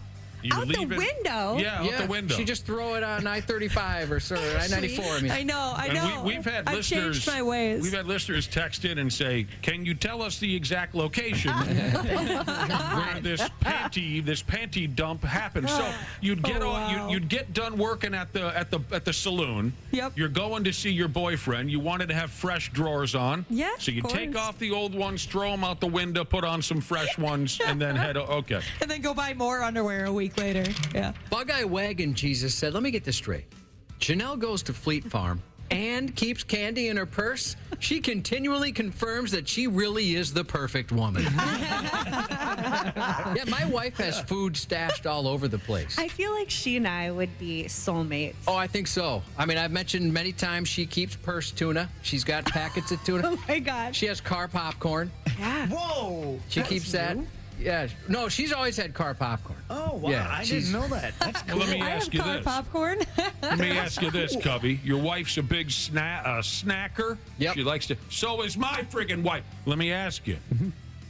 Does your wife clean up after herself? Because mine doesn't. Oh, Nick. The answer to that is not at all. Oh. That car, you don't have to wonder if there's popcorn in that car. The car is a giant popcorn maker, it looks like. Popcorn flying out the window. Pisses me off. I mean, when she opens the door on her vehicle, I'm not exaggerating, garbage falls out sometimes. It straight up pisses me off. Every room in our house, there's a damn Kit Kat wrapper or a bag of chips that's empty that didn't get thrown away. There's problems. There are serious problems. Yeah, that's kind of me. Has everyone had that friend who had the terrible garbage car where you would sit in the front or anywhere and your knees are just in your face already? Yeah, I used to be that friend. You have the disgusting garbage car? Yeah, my friends used to, they'd be like, oh, like, whose car are we going to take? Oh, Ashley, can we take yours? And I'm like, guys, come on. You know, I'm going to have to clean the whole thing. Like, you know what kind of state my car is in. It's not a problem anymore, but one of my oldest friends when we were young had and I'll say up until about 10 years ago, constantly drove around a car filled with garbage and also some useful items, although these are items that could be removed for at least a stretch of time. The dude would drive around 365 days a year with his golf clubs and his hockey gear in the back seat of the car. That is exactly my vehicle right now. Take the hockey gear out when you're not playing hockey. Take the golf clubs out when you're not playing golf. But no, and you could not sit down empty cups, bottles, fast food bags. I mentioned before, he was a cigarette smoker. The ashtray would be filled 11 inches above the maximum capacity with ashes. So if you rolled down the window, the ashes would blow up your nose and into your mouth. This was Looks like a snow globe in there. It was a problem for a number of years. Yeah, right now, if you wanted to either go play hockey, or want to go hunting, or want to play golf, I am prepared. I've got the stuff in my trunk. You're all good? Yep. So you still more or less gear in there. Pardon me? The hockey gear in the car, that doesn't reek up the whole car? Of course it did. Oh, but he didn't care. Not do it. Ashley, so you still more or less drive a garbage car. You've got that brand new swanky car. No, I just keep stuff in my trunk. All It's not like littered with trash or garbage or anything like that. Fair enough. As you know, my stepdaughter's car is out in our parking lot right now, and I had to move it. I got in there. All I had to do was move it from one spot to the one right next to it. I couldn't take it. I had to clean it out. Oh. Hey, that's nice of you, though. Well, sort of. It was just terrible in there, and I thought, she can't be driving around like this. What's she doing? Is she living out of this thing, her and Dirty Mike and the boys, or what? Honestly, I kind of am worried I caught something from being in there. It's disgusting. I don't get people like that. It makes me sick. Classic Country Jesus says text in. Dude, 100% brag here, he said. My neighbor at our farm in northern Wisconsin works at Jack Link's, can get 10-pound bags of jerky for $10. I know you love jerky, only commies don't. That's right. I do love jerky. $10 for that amount of jerky? That's a good deal. That's amazing. Amazing deal. So Janelle, when you hauled a little candy bar out of your purse, you ate some this morning? I did. Where did you put the wrapper? In the garbage. Outside the studio. I married the wrong woman. Hey, but you missed it when she was pulling out old candy wrappers. I did have old candy wrappers. Candy wrappers. But they were in the purse. They're in her purse. They're not on the counter, on the floor, on the couch, in the bed. Tangled up in the sex swing. What? Do you guys have bedside table snacks? I always have something in my bedside table or sitting on top of it. My wife does. Yeah, I like to have a little midnight snack. Never once, ever. That's like a hungover college material. They might have something sitting there. Yeah, I always got something. All right. Just a bunch of Josh, you and I are surrounded by a bunch of slobs. You're all a bunch of slobs, except for Janelle. I've owned one vase in my entire life. It was a gift. It was like one of those, like tall. I think you'd call it a vase. Like it's a tall, 3 feet tall, and it's just more of a decoration. I don't know if you even supposed to put something in there. But we had it for a while. I'm just like, who thought that was a good gift for you? It was like an aunt. Okay, so maybe because you were just moving into a house. Yes, that's exactly it. And after a while, I thought, what am this thing? I've moved this between place and place. I don't know why I still have it. So I went to throw it away, and I looked. The kids had been using it as a garbage, and it must have been for a long time. It was disgusting. It was like 3/4 full. And even though I didn't want this thing, I was going to throw it away, I was enraged. The disrespect of this thing I didn't even want. Yeah, that sucks. Why would you do something like that? I remember going to a house party. I went to a house party in high school. Someone had a fancy vase. We used it as a spitter. Oh, my God. You're always... Delivery driver, she says, tucks candy wrappers in between couch cushions. No. You're going to get smacked in the mouth. See, I can't do that because I'm going to be the one that has to clean it anyway. So. Well, here we go. Got Janel Klein is sitting here. I think I just said something. Yeah, I was talking about the high school vase spitter story. We were talking earlier about the state hockey tournament, the state high school hockey tournament going on right now. Good luck to all the clubs loading up for games today, especially Elk River / Zimmerman. Is that the combo? Did I say that right? Especially Elk River and Zimmerman. I'm going to root for that group of kids because I feel like I'd have the most in common with their parents. I don't have anything in common with the Edina parents. No. I mean, aside from my immense talent playing the game of hockey. So I'm going to root for the Elk River Zimmerman. I'd have the most in common with their folks. Okay, high school. What don't you miss about high school? Go. Who wants to go first? What don't you miss about high school? Not being able to go to the bathroom whenever I wanted. Okay. I couldn't wear a hat. Well, wait a minute. Time out. In high school, you couldn't go to the bathroom whenever you wanted? Nope. You had to get a hall pass. Okay. Wapple wasn't allowed to wear a hat in high school? Yeah. Yep. Couldn't wear a hat. Security cameras. We couldn't either. Yeah.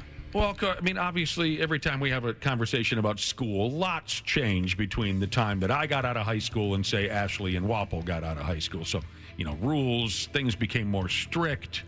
I understand all that. Security. What about security cameras? That was the reason they always gave us in high school because the hat or your hood could hide your face from security cameras. Yeah. Anyone else? What don't you miss about high school? Well, I was going to stupidly say how early it started, forgetting that Josh. I kept the tradition alive. Yeah, but then again, when you were 16, 17, 18, you weren't programmed for that kind of thing. Oh, I thought it was miserable. It did. Oh, it sucked. yeah. Isn't that funny? It was. Wait, what time does high school start these days? 9 o'clock or something like that? Yeah, it depends. Yeah, later. Bunch Mine of was like 8:45, I think. sissies.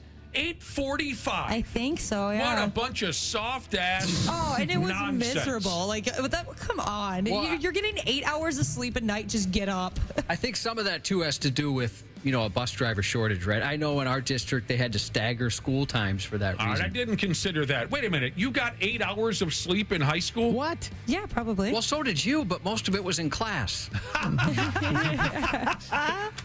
All right. Folks have been talking about the things that they don't miss about high school. Janelle, you didn't chime in yet.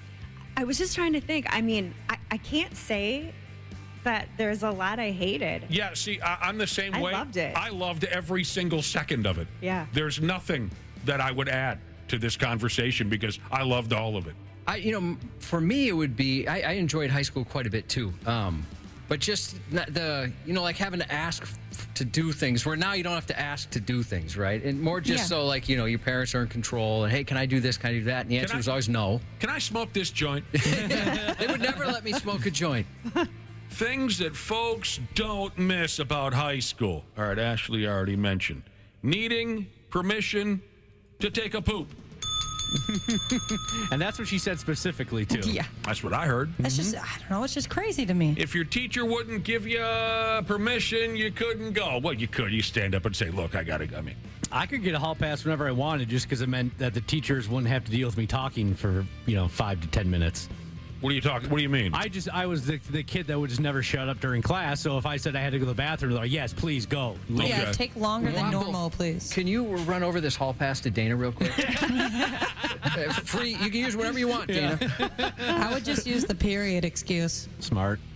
Bullies and mean cliques. Yeah, I guess I didn't have too much of a problem with that in high school. Bullies and mean cliques. Yeah, they were. Yeah, I don't think we really had too much of that. All the cliques just kind of kept to themselves. There was no real rivalry between any of them. Yeah, I don't remember exactly that either. I mean, it was nothing like the movies. I remember being scared to start high school. Seriously. And I lived with my cousin. We grew up in the same house together, and he was older. And I'd asked him, like, do I got to worry about this? What I got to worry about? All that kind of stuff. And of course, he told me horrible stories that weren't true. They scare you. But yeah, I didn't think it was anything like the movies. Luckily. There were some serious prick bastards that were really hard to forgive for a long, long time. Now, it wasn't anything that they did to me or to my friends. Well, I guess one of my friends had a terrible time with this rival other dude at our school. It was very violent. It was awful. It really was. Where I'm going with this is there were some real serious pricks that didn't necessarily affect my life, but it was really bad stuff to where it took a long time for me to forgive them. Some of my friends refused to this day. That's specifically speaking on bullies. I don't know so much about mean cliques. I get it, the friend groups, some were more difficult to crack than others. I can't speak too much on that. But there were some real serious a-holes that, if they've had a tough time in life, hell, they had it coming. I guess, despite how athletic I am, I never really liked the presidential fitness stuff or the track stuff where we'd have to do a lot of running. You didn't like that? No, I wasn't a fan. Yeah, that caused a lot of stress for a lot of kids. Well, that was more like grade school stuff, right? Or am I misremembering? We did some of that in high school. Yeah. You had to test your That was so stupid. What about those standardized tests? Oh, those sucked. Right? Where you have to go in the big, the cafeteria, and it's 3-hour death march. Yeah. Those stopped for in high school. They did. Yeah. I don't or at least remember. mine did. Thank God. Whenever we have these conversations, I don't remember ever attending any of those. Oh, I'm sure they were going on. You just didn't go. Yeah. Just 8 hours of testing every single day. One day was math. The next day was English. Oh, it was brutal. When they did that, though, you usually got out of school earlier. At least that was my case. What was the purpose of this? The standardized testing. I have no memory at all. It's the teachers. From what I've heard, it's basically to see if the school is doing its job on teaching you. Yeah, they still have them. And then they could get funding if you have higher test scores. Exactly. Like that. I must not have taken part in that. Homework makes this a report on the things we don't miss about high school, and I've completely neglected the clock here. Homework, well, I had an easy solution to that problem. Don't do it. Just effing don't do it. Yeah, I don't miss that either. I got lost on what time it was. We do have to take a break. We can get back to this when we return on the Half-Assed Morning Show. KARE 11's Janel Klein. This is the 93X Half-Assed Morning Show. Janel Klein's here. There she is. Janel Klein is here. Here's the deal. We might have to get back to this, the things we don't miss about high school at another time. Well, maybe I can rip through it real fast. We were talking about the things we don't miss about high school. Here are the rest. Here's the rest of the list. Group projects where everyone got the same grade, even though you did most of the work. Early mornings. Okay, we covered that. It's not that friggin' early. Feeling judged for everything you wore. I never cared a single bit about something like that. When friends were suddenly mean to you for no apparent reason. I love those dramatic friend breakups in high school. Dude, I love that stuff. Especially it would happen, with the girls. You'd see these two girls, they're hip to hip every day for 3 months, and then suddenly some little thing happens, and they refuse to acknowledge each other's existence. I had a great time with that. Great time. Sometimes we would call them. We would do a prank phone call. You see what I'm saying? We'd call one girl and put her on hold and then put the other, and they'd be like, hello, what are you calling? It was a lot of fun. It is weird how that goes, where like the best of friends all of a sudden hate each other. 2 days later, they're the best of friends again. It's tough to keep track. You get whiplash. Having to get up and speak in front of the whole class. Oh, God. That was terrifying for a lot of people. Or when you had to do the popcorn reading. I don't know what that is. What is that? What is a popcorn reading? So you'd be reading like a book or something that you have to do in class out loud together, and then you would get to the end of like a paragraph or a sentence, and you'd say popcorn, and then you would pick someone else in the class. All right, that was specific to your school or something. Yeah, we did that too. Yeah. No, we never did that. That was awful. We had the popcorn trick. I'll tell you about that later. All right, here's something else that folks don't miss about high school: going through puberty. And the constant threat of gossip. I would think that'd be way worse today with social media and stuff like that. Yeah. Good point. Okay, here's the deal. We have a surprise for our listeners.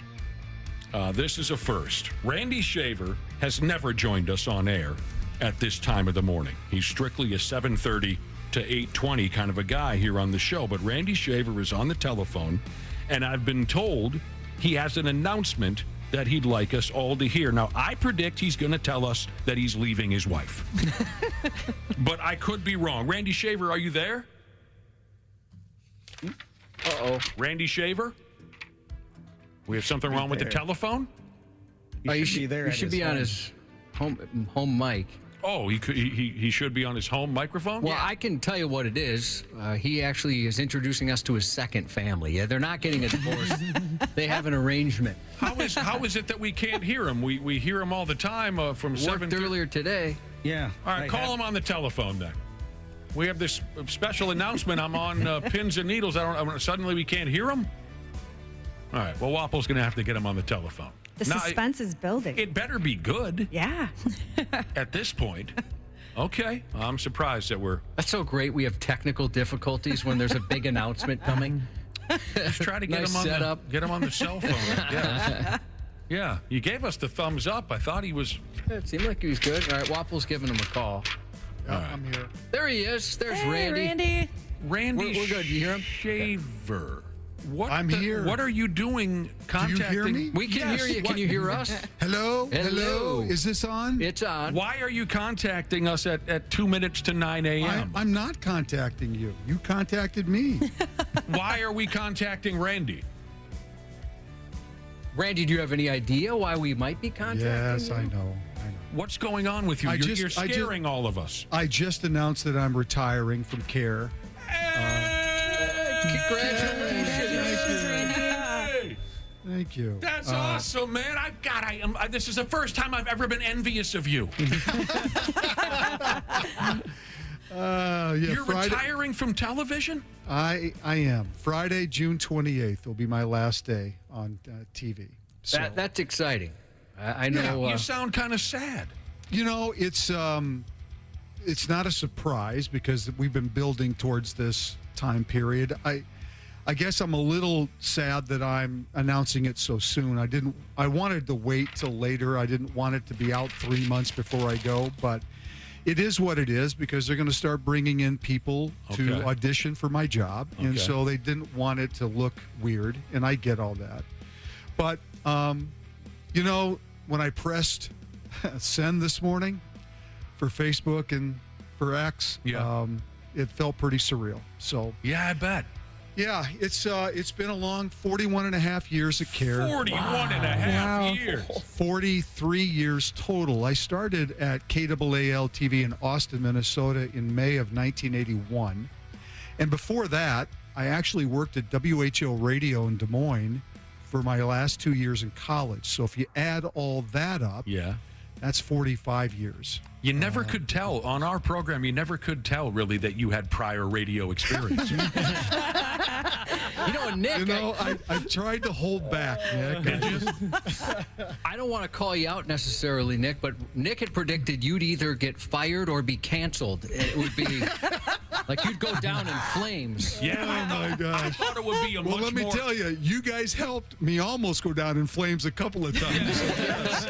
You're welcome. Josh is right. I predicted a much uglier, more dramatic ending to your. You said predict. I think hoped would be more of the word. That's fair. I can't argue with hilarious. that. You know, former baggage handling Jesus can't help but notice you're announcing this at the same time you're losing in that KARE 11 food fight.